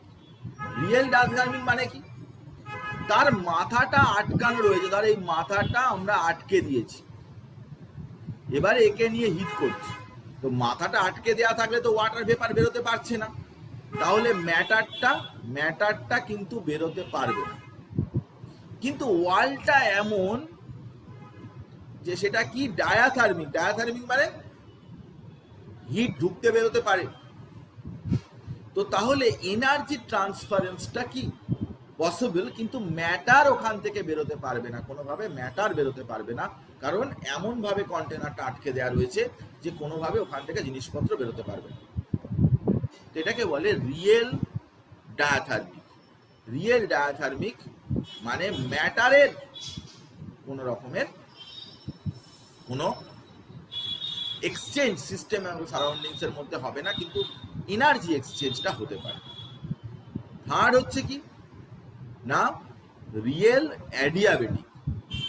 রিয়েল অ্যাডিয়াবেটিক সেটা কিরকম না, এই যে থার্মোফ্লাস্ক, সেখানে কোনোভাবেই ওখান থেকে ম্যাটারটা বেরিয়ে আসার কোনো ব্যাপার নেই, তাহলে ম্যাটারটাও কাটা আর এনার্জিটাও কিন্তু কাটা, এনার্জিও কিন্তু ওখান থেকে বেরোচ্ছে না, কারণ থার্মোফ্লাস্ক একটা পারফেক্ট এরকম ধরনের ইনসুলেটর দিয়ে তৈরি করা হয়েছে যে এনার্জিও ওখান থেকে কিন্তু বেরোতে পারবে না। তো সব মিলিয়ে যেটা দেখা যাচ্ছে সেটা এটাই যে বাউন্ডারি ইমাজিনারি হলে ম্যাটার এবং এনার্জি দুটোকেই ট্রান্সফারেন্সটা অ্যালাউ করে, রিয়েল ডায়াথার্মিক হলে ম্যাটারকে অ্যালাউ করে না কিন্তু এনার্জি ট্রান্সফারেন্সটাকে অ্যালাউ করে, অ্যাডিয়াবেটিক হলে ম্যাটার এবং এনার্জি কোনোটাকেই কিন্তু তার মধ্যে দিয়ে অ্যালাউ করে না। তো এটা হচ্ছে বাউন্ডারির আমি বিভিন্ন রকমের এক্সাম্পল দিলাম, আশা করি তুই বুঝতে পেরেছিস যে বাউন্ডারি এক্সাম্পলটা কি আমি বলতে চাইলাম। এবার দেখ যে বাউন্ডারি যদি ডিফারেন্ট হয় তার উপরে বেস করে সিস্টেমও বিভিন্ন রকমের হবে। সিস্টেম মানে কি আবার একবার বলে দিই, যে পার্ট অফ দ্য ইউনিভার্সের part where special interest in, যেখানে আমার কোনো স্পেশাল ইন্টারেস্ট আছে, অ্যান্ড উই অবজার্ভ, যাকে আমি অবজার্ভ করছি, দেখছি। তো সিস্টেম কত রকমের, প্রথম কথা হচ্ছে সিস্টেম কিসের ওপরে বেস করে ক্লাসিফাই করছি সেই অনুযায়ী দুটো টাইপ। একটা হচ্ছে কি না বেসড অন বাউন্ডারি, কত রকমের বাউন্ডারি আছে তার উপরে বেস করে সিস্টেমকে ক্লাসিফাই করা যায়। আবার কি সিস্টেম বেসড অন কম্পোজিশন, মানে সিস্টেমের মধ্যে কি মেটেরিয়াল আছে, কেমন ধরনের আছে, তার উপরে বেস করেও কিন্তু তাকে আমরা ক্লাসিফাই করতে পারি based on composition. Based on বাউন্ডারিকে আবার কত ভাগে ভাগ করা যায়? বাউন্ডারি তিন রকমের দেখেছিস, ইমাজিনারি, রিয়েল ডায়াথার্মিক, রিয়েল অ্যাডিয়াবেটিক। এখানেও ঠিক তাই। সেই অনুযায়ী একটা হচ্ছে কি ওপেন সিস্টেম, আর একটা হচ্ছে কি ক্লোজড সিস্টেম, আর একটা হচ্ছে কি আইসোলেটেড সিস্টেম। তাহলে সিস্টেম কিন্তু বেসড অন বাউন্ডারি, বাউন্ডারির উপর বেস করে তুই পাচ্ছিস ওপেন সিস্টেম, ক্লোজ সিস্টেম আর isolated system. Based on composition সেখানেও কিন্তু দুভাগে ভাগ করা যাচ্ছে। বেসড অন কম্পোজিশন আমরা দুভাগে ভাগ করছি, একটা হচ্ছে হোমোজেনিয়াস, সব নিয়ে ডিটেলে আসছি, আর একটা হচ্ছে হেট্রোজেনিয়াস। তাহলে সিস্টেমের টোটাল ক্লাসিফিকেশনটা আমি তুলে ধরলাম যে system based on boundary and based on composition, এদের উপরে বেস করে আমরা ক্লাসিফিকেশন করতে পারি। বাউন্ডারির উপরে বেস করে যদি করি তাহলে open system, close system, isolated system বোঝায়, এবং কম্পোজিশনের উপর বেস করে যদি করি তাহলে সেটাকে দুভাবে দুটো টাইপ হতে পারে, একটা হচ্ছে হোমোজেনিয়াস আর একটা হচ্ছে হেট্রোজেনিয়াস। এবার এই সিস্টেমগুলো এর মধ্যে থার্মোডাইনামিক থার্মোডাইনামিক প্রসেস রান করতে হবে, তো সিস্টেমগুলো আমাকে নিশ্চয়ই জানতে হবে, না জানলে তো আমরা কিভাবে এই থার্মোডাইনামিক অপারেশনগুলো করবো, প্রসেসগুলোকে কিভাবে রান করাবো। তো প্রথম চলে আয় ওপেন সিস্টেম। ওপেন সিস্টেম কি না, এমন ধরনের সিস্টেম যেখানে মাস এবং এনার্জি দুটোই সিস্টেম থেকে সারাউন্ডিংস এর মধ্যে যেতেও পারে বা বাইরে থেকে ঢুকতে পারে। দেখতেই পাচ্ছিস দুটো ছবি পাশাপাশি, একটা হচ্ছে যে তোর এখানে একটা বিকারের মধ্যে জল রয়েছে, ওখান থেকে এনার্জি এবং ম্যাটার দুটোই কিন্তু যাতায়াত করছে। এনার্জি যেতে পারে, ম্যাটারও যেতে পারে। এমনটা যদি হয় সেই সিস্টেমকে বলে ওপেন সিস্টেম। দেখ ডান দিকে একটা কন্টেনারের মধ্যে চা বা কফি রাখা রয়েছে, তো অবভিয়াসলি ওটা একটা ওপেন সিস্টেম, কারণ মাঝের যে বাউন্ডারিটা সেটা কিন্তু ওখানে ইমাজিনারি বাউন্ডারি প্রেজেন্ট আছে। Imaginary boundary present, imaginary boundary present থাকলে কিন্তু তখন হয়ে যায় কি system, open system. Imaginary boundary থাকলেই সেখানে বলে ওপেন সিস্টেম, সেখানে মাস এনার্জি দুটোই কনভার্সন পসিবল। নেক্সট চলে আসছি সেটা হচ্ছে ক্লোজ সিস্টেম। সেখানে রিয়েল বাউন্ডারি আছে কিন্তু ডায়াথার্মিক, রিয়েল ডায়াথার্মিক যদি থাকে তাহলে সেটা ক্লোজ সিস্টেম, সেখানে মাস ট্রান্সফারেন্সটা পসিবল নয় কিন্তু এনার্জি ট্রান্সফারেন্সটা পসিবল। এক জায়গা থেকে আরেক জায়গায় এনার্জি যেতে পারে, এনার্জি ট্রান্সফার হতে পারে, তাকে বলে কি ক্লোজড সিস্টেম, সেটার নাম হচ্ছে ক্লোজ সিস্টেম। তো রিয়েল ডায়াথার্মিক প্রসেস সেটার নাম হচ্ছে ক্লোজ সিস্টেম। তো একটা টি পটে টি রয়েছে, ক্লোজ করা রয়েছে, আটকানো রয়েছে, এবং এই অবস্থায় আমরা সেটাকে বলছি কি না ক্লোজ সিস্টেম, যেটা রিয়েল ডায়াথার্মিক, তার মধ্যে বাউন্ডারি রয়েছে, তার নাম হচ্ছে ক্লোজ সিস্টেম। 3 নম্বরে চলে আসছি আমরা আইসোলেটেড সিস্টেম। যেখানে কি ধরনের বাউন্ডারি রয়েছে না রিয়েল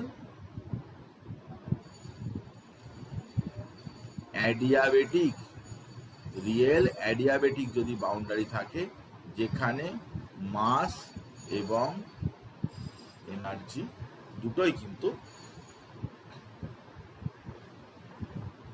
পসিবল নয় exchange between system and surrounding, system এবং সারাউন্ডিংস এর মধ্যে দুটো এক্সচেঞ্জই কিন্তু পসিবল নয়, তাদেরকে বলে কি আইসোলেটেড সিস্টেম। তো সিস্টেমের ক্লাসিফিকেশনের based on boundary, nature of the boundary, তার উপরে বেস করে আমি সিস্টেমকে 3 ভাগে ভাগ করার ব্যাপারটা বললাম। এইবারে বেসড অন দ্য কম্পোজিশন সেখানেও কিন্তু 2 রকমের রয়েছে, একটা হচ্ছে হোমোজেনিয়াস, একটা হচ্ছে হেটেরোজেনিয়াস। হোমোজেনিয়াস মানে কি? হোমোজেনিয়াস মানে কমপ্লিটলি ইউনিফর্ম থ্রু আউট। ধর একটা বিকার রয়েছে, বিকারের মধ্যে এখানে সুগার ওয়াটার চিনির জল রয়েছে, তো সব জায়গাতেই সুগার আর ওয়াটার রয়েছে, সমানভাবে রয়েছে, তো এটাকে বলবো আমরা একটা হোমোজেনিয়াস সিস্টেম। কারণ কোন জায়গাতেই কিছু আলাদা কিছু নেই, প্রত্যেকটা জায়গাতেই কিন্তু সমানভাবে রয়েছে, সব জায়গায় চিনি এবং জল সমানভাবে রয়েছে। এবং phase, single phase system. Phase মানে কি? সলিড, লিকুইড, গ্যাস, এগুলোকে বলে ফেজ। তো এখানে একটাই মাত্র ফেজ থাকবে। চিনি তো সলিড জলে ডিজলভ করে গেছে, ওটা তো এখন লিকুইডের মধ্যেই ডিস্ট্রিবিউট হয়ে গেছে, তো ন্যাচারালি এখানে একটাই ফেজ আছে। এখানে সবসময় কিন্তু ওয়ান ফেজ সিস্টেম থাকবে। কিন্তু ধর চিনির জলেতে এত তুই চিনি দিয়েছিস যে নিচে একটু সলিড চিনি পড়ে রয়েছে, এটা সুগার সলিউশন, কিন্তু এটা সলিড সুগার কিছুটা পড়ে রয়েছে। তো যদি সলিড সুগার যদি কিছুটা পড়ে থাকে তাহলে সেই যে সিস্টেমটা সেটা কিন্তু আর হোমোজেনিয়াস হবে না, সেটা তখন হবে হেটেরোজেনিয়াস। কারণ সব জায়গায় সমান হলো না, নট ইউনিফর্ম। কারণ উপরের দিকে দেখলে তুই শুধু জল আর চিনি পাচ্ছিস, নিচের দিকে কিন্তু সলিড চিনির দানা পাচ্ছিস, সলিড সুগার মলিকিউলস পাচ্ছিস, সলিড চিনির দানা। তাহলে সব জায়গায় ইউনিফর্মটা হলো কি করে? সব জায়গায় ইউনিফর্ম হলো না, তো সেটাকে আমরা বলবো হেটেরোজেনিয়াস। হেটেরোজেনিয়াসে কিন্তু 2 or more ফেজ থাকতে পারে। এই দেখ, এটা লিকুইড একটা, আবার এটা সলিড, এটাও আর একটা ফেজ। 3টে ফেজও থাকতে পারে, ম্যাক্সিমাম তো 3টে ফেজ হতে পারে, সলিড, লিকুইড, গ্যাস। বাকি 2টো ফেজও হতে পারে, যা খুশি হোক না কেন। হেটেরোজেনিয়াসেতে কিন্তু 2টো বা তার বেশি, মানে 3টে ফেজ হতে পারে। তাহলে আমি তোকে সিস্টেম যত রকমের হয়, বাউন্ডারি যত রকমের হয়, তাদের টোটাল ক্লাসিফিকেশন এবং তাদের এক্সাম্পল দিয়ে সব কথা তোকে বললাম। তুই নিশ্চয়ই আশা করি বুঝতে পেরেছিস যে আমরা কি বলতে চাইছি। তো এখানে হোমোজেনিয়াস, হেটেরোজেনিয়াস সিস্টেমের কথা আমি বলবো।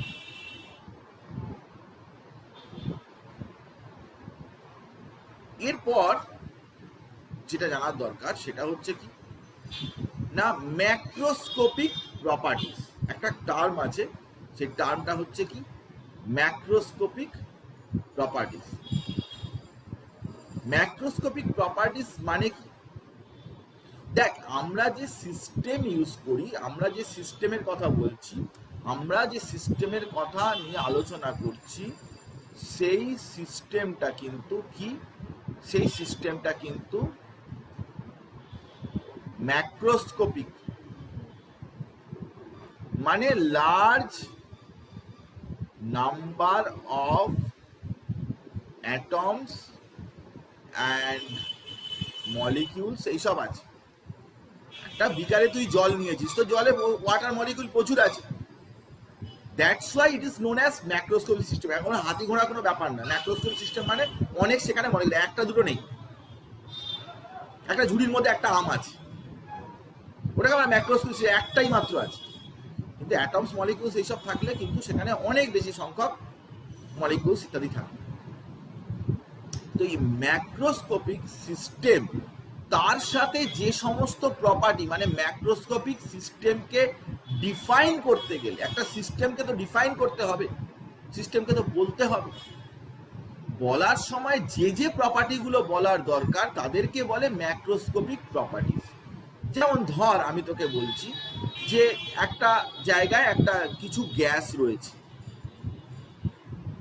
তুই কি বলবি যে কিছু গ্যাস আছে, একটা জায়গায় কিছু গ্যাস আছে, যেমন বলবি না, এটা বলার প্রসেস না। গ্যাসের কথা বলতে গেলে তার টেম্পারেচার, প্রেসার, ভলিউম, ডেনসিটি, ফেন্সিটি, এইসব প্যারামিটারগুলো বলতে হয়। লিকুইড বলতে গেলে সারফেস টেনশন, ভিসকোসিটি, তার ভলিউম, এসব বলতে হয়, ডেনসিটি, এসব বলতে হয়। তো যে কোনো ম্যাক্রোস্কোপিক সিস্টেমকে ডিফাইন করতে গেলে, বোঝাতে গেলে তার কিছু প্রপার্টির উল্লেখ করতে হয়। সেই প্রপার্টিগুলো যেরকম ভলিউম, যেরকম টেম্পারেচার, যেরকম কম্পোজিশন, যেরকম ডেনসিটি, যেরকম viscosity, surface tension, refractive index, এরকম ধরনের অনেক প্রপার্টি আছে যে প্রপার্টিগুলো আমরা বলি, এদেরকেই বলে ম্যাক্রোস্কোপিক প্রপার্টি। কথাটা ভালো করে বোঝার চেষ্টা কর যে আমাদের তো সিস্টেমটা তো ম্যাক্রোস্কোপিক সিস্টেম। দেখ, সিস্টেমটা মানে হচ্ছে সেখানে কিছু মলিকিউলস, অ্যাটমস, আয়নস এই সাজানো রয়েছে, কিন্তু সিস্টেমটাকে বলবার সময় আমাকে বলতে হবে, তার প্রপার্টি সম্পর্কে উল্লেখ করতে হবে, যে যে প্রপার্টি, সেই প্রপার্টিকেই বলে ম্যাক্রোস্কোপিক প্রপার্টি। আমি কথার কথা বলছি, তুই মাকে বললি মা আমাকে 1 গ্লাস জল দাও, তুই মাকে বললি মা আমাকে 1 গ্লাস জল দাও, এটা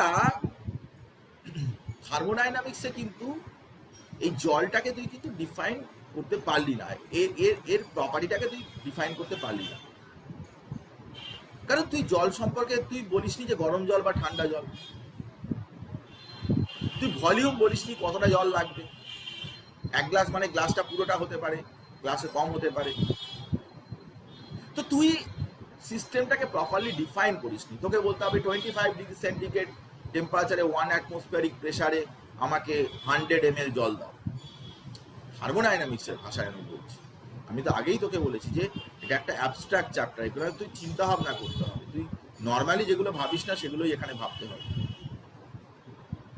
তো আমরা এই প্রপার্টিগুলো যেগুলোকে মেনশন করা দরকার, যেগুলো দিয়ে একটা সিস্টেমকে ডিফাইন করা দরকার, যেগুলো না বললে সিস্টেম বোঝা যায় না। তুমি একথা বলতে পারো না যে একটা বিকারে নাইট্রোজেন গ্যাস আছে, কত মোল আছে নাইট্রোজেন, তার প্রেসার কত, তার ভলিউম কত, তার টেম্পারেচার কত, ইত্যাদি ইত্যাদি ব্যাপারগুলো বলতে হবে। And those properties are known as macroscopic property, সেগুলোকেই বলে ম্যাক্রোস্কোপিক প্রপার্টি। এবারে কি স্টেট অফ এ সিস্টেম কি না, ধর একটা সিস্টেম আছে, সিস্টেম মানে কি, ধর তোর কাছে একটা বিকার রয়েছে, একটা কন্টেনার রয়েছে, তার মধ্যে এ বলে একটা গ্যাস রয়েছে। তো তার ক্ষেত্রে কিছু pressure 1 atmosphere, temperature 25 degree centigrade, mole 10 mole, এরকম ভাবে কিছু না কিছু তুই বলে দিবি, কিছু না কিছু তুই ফিক্সড করে দিবি। এই যে প্রপার্টিগুলোকে তুই ফিক্সড করে দিবি ওই সিস্টেমটার জন্যে, সেটাকে বলে কি না স্টেট অফ এ সিস্টেম। সেটা হচ্ছে একটা স্টেট। যখনই তুই ফিক্সড করে দিবি প্রপার্টিগুলো বলে দিবি, সেটা একটা স্টেট। ধর স্টেট 1। এবার ধর আবার একটা এই আছে, কিন্তু প্রেসার ধর 2 অ্যাটমসফিয়ার বলেছিস, টেম্পারেচার ধর 70 ডিগ্রি সেলসিয়াস বলেছিস, নাম্বার অফ মোলস ধর 10ই বলেছিস, তাহলে এটা হয়ে গেল আর একটা স্টেট, স্টেট 2। তাহলে দেখ, a thermodynamic system is said to be certain state when all its properties are fixed। এই টেম্পারেচার, প্রেসার, এইগুলো সব তুই ফিক্সড করে দিয়েছিস, নির্দিষ্ট একটা ভ্যালু তুই বলে দিয়েছিস, তখন ওই সিস্টেমটা হয়ে যাবে কি একটা স্টেট। ওটাকে বলে স্টেট অফ এ সিস্টেম। একটা initial state, final state, intermediate state, এরকম একটা স্টেট। স্টেট তখনই, সিস্টেমটাই একটা স্টেটে পরিণত হয়ে যাবে যখন তুই তার প্রপার্টিগুলোকে তুই ফিক্সড করে দিবি, প্রপার্টিগুলোকে বলে দিবি। প্রপার্টিগুলো যদি ভেরিয়েবল বা চেঞ্জেবল হয় তাহলে কিন্তু স্টেট হলো না, তখন হবে না। তোকে বলে দিতে হবে যে by stating the state of a system we need the condition of the system by measuring some macroscopic properties like, তখন মেজার করতে হবে, ম্যাক্রোস্কোপিক প্রপার্টিগুলোকে মেজার করতে হবে, মেজার করে তোমাকে এই যে টেম্পারেচার, প্রেশার, ভলিউম, এগুলোই তো ম্যাক্রোস্কোপিক প্রপার্টি। তো এগুলো মেজার করতে হবে, এগুলো জানতে হবে, এগুলোর ভ্যালু কত, টেম্পারেচারের ভ্যালু কত, এই একটা সিস্টেম রয়েছে, ভলিউম কত, টেম্পারেচার কত, প্রেশার কত, এগুলো যেই ভলিউম কত, টেম্পারেচার কত, প্রেশার কত, যেই এগুলো সব বলে দিবি তখন হয়ে গেল একটা পার্টিকুলার স্টেট। সেটাকে বলে স্টেট অফ এ সিস্টেম। যেমন ধর আমি তোকে এক্সাম্পল দিচ্ছি, ধর তুই ধর কারেন্ট পজিশনে এখন যে অবস্থায় রয়েছে একটা সিস্টেম, ধর এখন টেম্পারেচার এত, প্রেশার এত, এটা এত, তাহলে ওটাই ওটা সিস্টেম হয়ে গেল, কারেন্ট পজিশন, ওটাই ওটা স্টেট। তো position of system at which all its measurable properties have constant value termed as state of the system, মানে ওই সিস্টেমটাকে ডিফাইন করার জন্য যে যে ম্যাক্রোস্কোপিক প্রপার্টি লাগে, টেম্পারেচার, প্রেশার, ভলিউম, এইসব, সেগুলোকে সব ফিক্সড করে দেওয়া হয়েছে, ভ্যালু বের করে ফিক্সড করে দেওয়া হয়েছে, তখন তাকে বলে কি, সেই পজিশনটাকে বলে, সেই অবস্থায় সিস্টেমটাকে বলে স্টেট অফ এ সিস্টেম।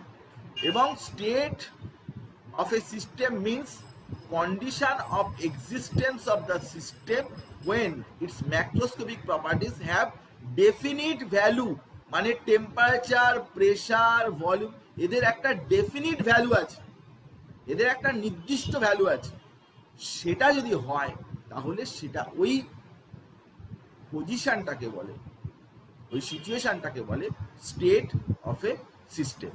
কিন্তু যেই তুই চেঞ্জ করবে, এগুলো যেই চেঞ্জ হয়ে যাবে, টেম্পারেচার, প্রেশার, ভলিউম যা ছিল, এবারে যেই any of the microscopic properties of the system changes, তুমি হয়তো টেম্পারেচার একই থাকলো, প্রেশার একই থাকলো, কিন্তু ভলিউমটাকে কিন্তু চেঞ্জ করলে, তাহলে ওটা আর ওই স্টেট রইল না, ওটা একটা নতুন স্টেট হয়ে গেল, নিউ স্টেট। যেই তুমি কোনো একটা প্রপার্টি চেঞ্জ করবে সঙ্গে সঙ্গে কিন্তু ওটা আর ওই স্টেটে থাকবে না, ওটাকে বলা হবে আর একটা ডিফারেন্ট একটা স্টেট। খুব গুরুত্বপূর্ণ, খুব দরকারি বিষয়, এবং ভালো করে মনে রাখতে হবে। দাস কি না, state of a system is fixed by its macroscopic properties. যে স্টেটটাকে ফিক্সড করা যায় তখনই যখন তুমি ম্যাক্রোস্কোপিক প্রপার্টিজ বা টেম্পারেচার, প্রেশার, ভলিউম এইসব মেজার করলে, মেজার করে একটা সার্টেন ভ্যালু হলো, ব্যাস ওটাই হয়ে গেল স্টেট। একটা সার্টেন ভ্যালু হলেই ওটা হয়ে গেল স্টেট। এবারে ধর আমি একটা এক্সাম্পল দিচ্ছি, ধর এটা একটা ইনিশিয়াল স্টেট, এখানে কত, টেম্পারেচার টি, প্রেশার পি, আর ভলিউম ধর V1, ইনিশিয়াল স্টেট। আমি বলে দিয়েছি টেম্পারেচার এত, প্রেশার এত, ভলিউম এত, আমি তো বলে দিয়েছি, আমি মেজার করে তো বলে দিয়েছি, তো ফিক্সড হয়ে গেছে, তাহলে এটা ইনিশিয়াল স্টেট। এবারে আমি একটু চেঞ্জ করে দিলাম, ভলিউমটাকে একটু চেঞ্জ করে দিয়েছি, কিন্তু ধর প্রেশারটা, টেম্পারেচারটা একই রয়েছে, প্রেশার, টেম্পারেচার একই রয়েছে, ভলিউমটা চেঞ্জ করে, any of the macroscopic property যখন তুমি চেঞ্জ করবে তখন সেটা হয়ে যাবে কি, তখন সেটা হয়ে যাবে অন্য আর একটা state, final state. Initial state একটা, আর একটা হচ্ছে ফাইনাল স্টেট। তো স্টেট মানে এটাই বোঝায় যে যখন তুমি সমস্ত মেজারেবল প্যারামিটার যেগুলো, সেগুলো সমস্ত বের করে ফেললে, মেজারেবল প্যারামিটারগুলো বের করা হয়ে গেল, সেটাই হচ্ছে একটা স্টেট।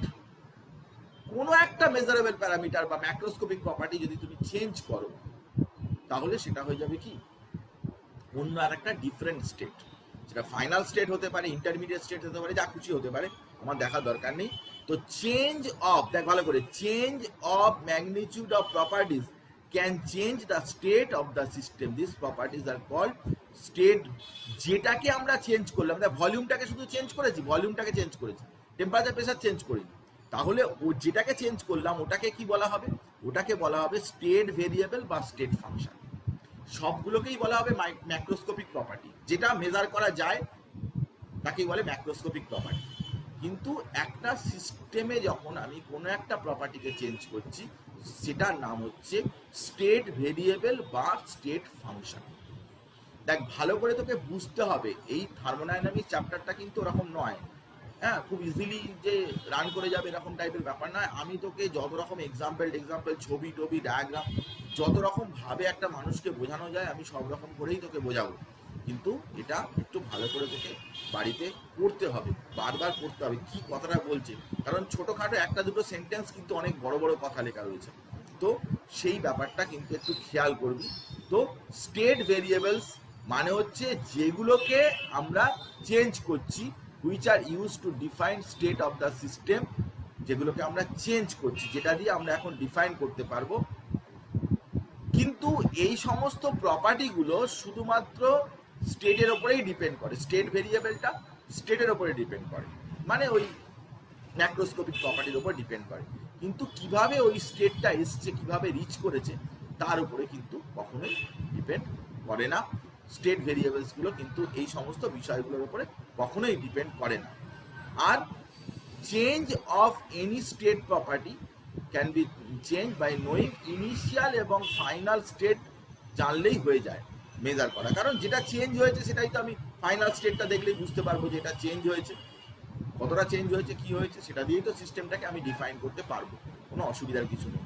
তো স্টেট ভেরিয়েবলস, স্টেট প্রপার্টিস আমি তোকে এই পর্যন্ত আমি তোকে বললাম।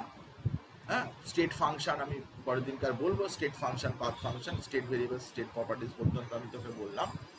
তুই এগুলো পড়বি। আমি আবার থার্মোডাইনামিক্স কন্টিনিউ করবো। থার্মোডাইনামিক্স অনেক বড় চ্যাপ্টার, 3টে প্রায় চ্যাপ্টার আর কি। ফার্স্ট ল, থার্মোকেমিস্ট্রি, থার্মোডাইনামিক্সের সেকেন্ড ল, এবং সেখানে অনেক কিছু জিনিসপত্র রয়েছে, প্রচুর ম্যাথামেটিক্যাল ব্যাপার রয়েছে, সেগুলো সমস্ত নিয়ে আমরা আলোচনা করব। তো আজকে এ পর্যন্ত থাকলো, পরের দিনকার অবশ্যই আমরা এটা নিয়ে আলোচনা করব আবার। আমার ভিডিও থাকবে, দেওয়া থাকবে, যখন যখন অসুবিধা হবে সেগুলো একবার করে পড়ে নিবি, দেখে নিবি, ভিডিওটা একবার খুলে দেখে নিবি।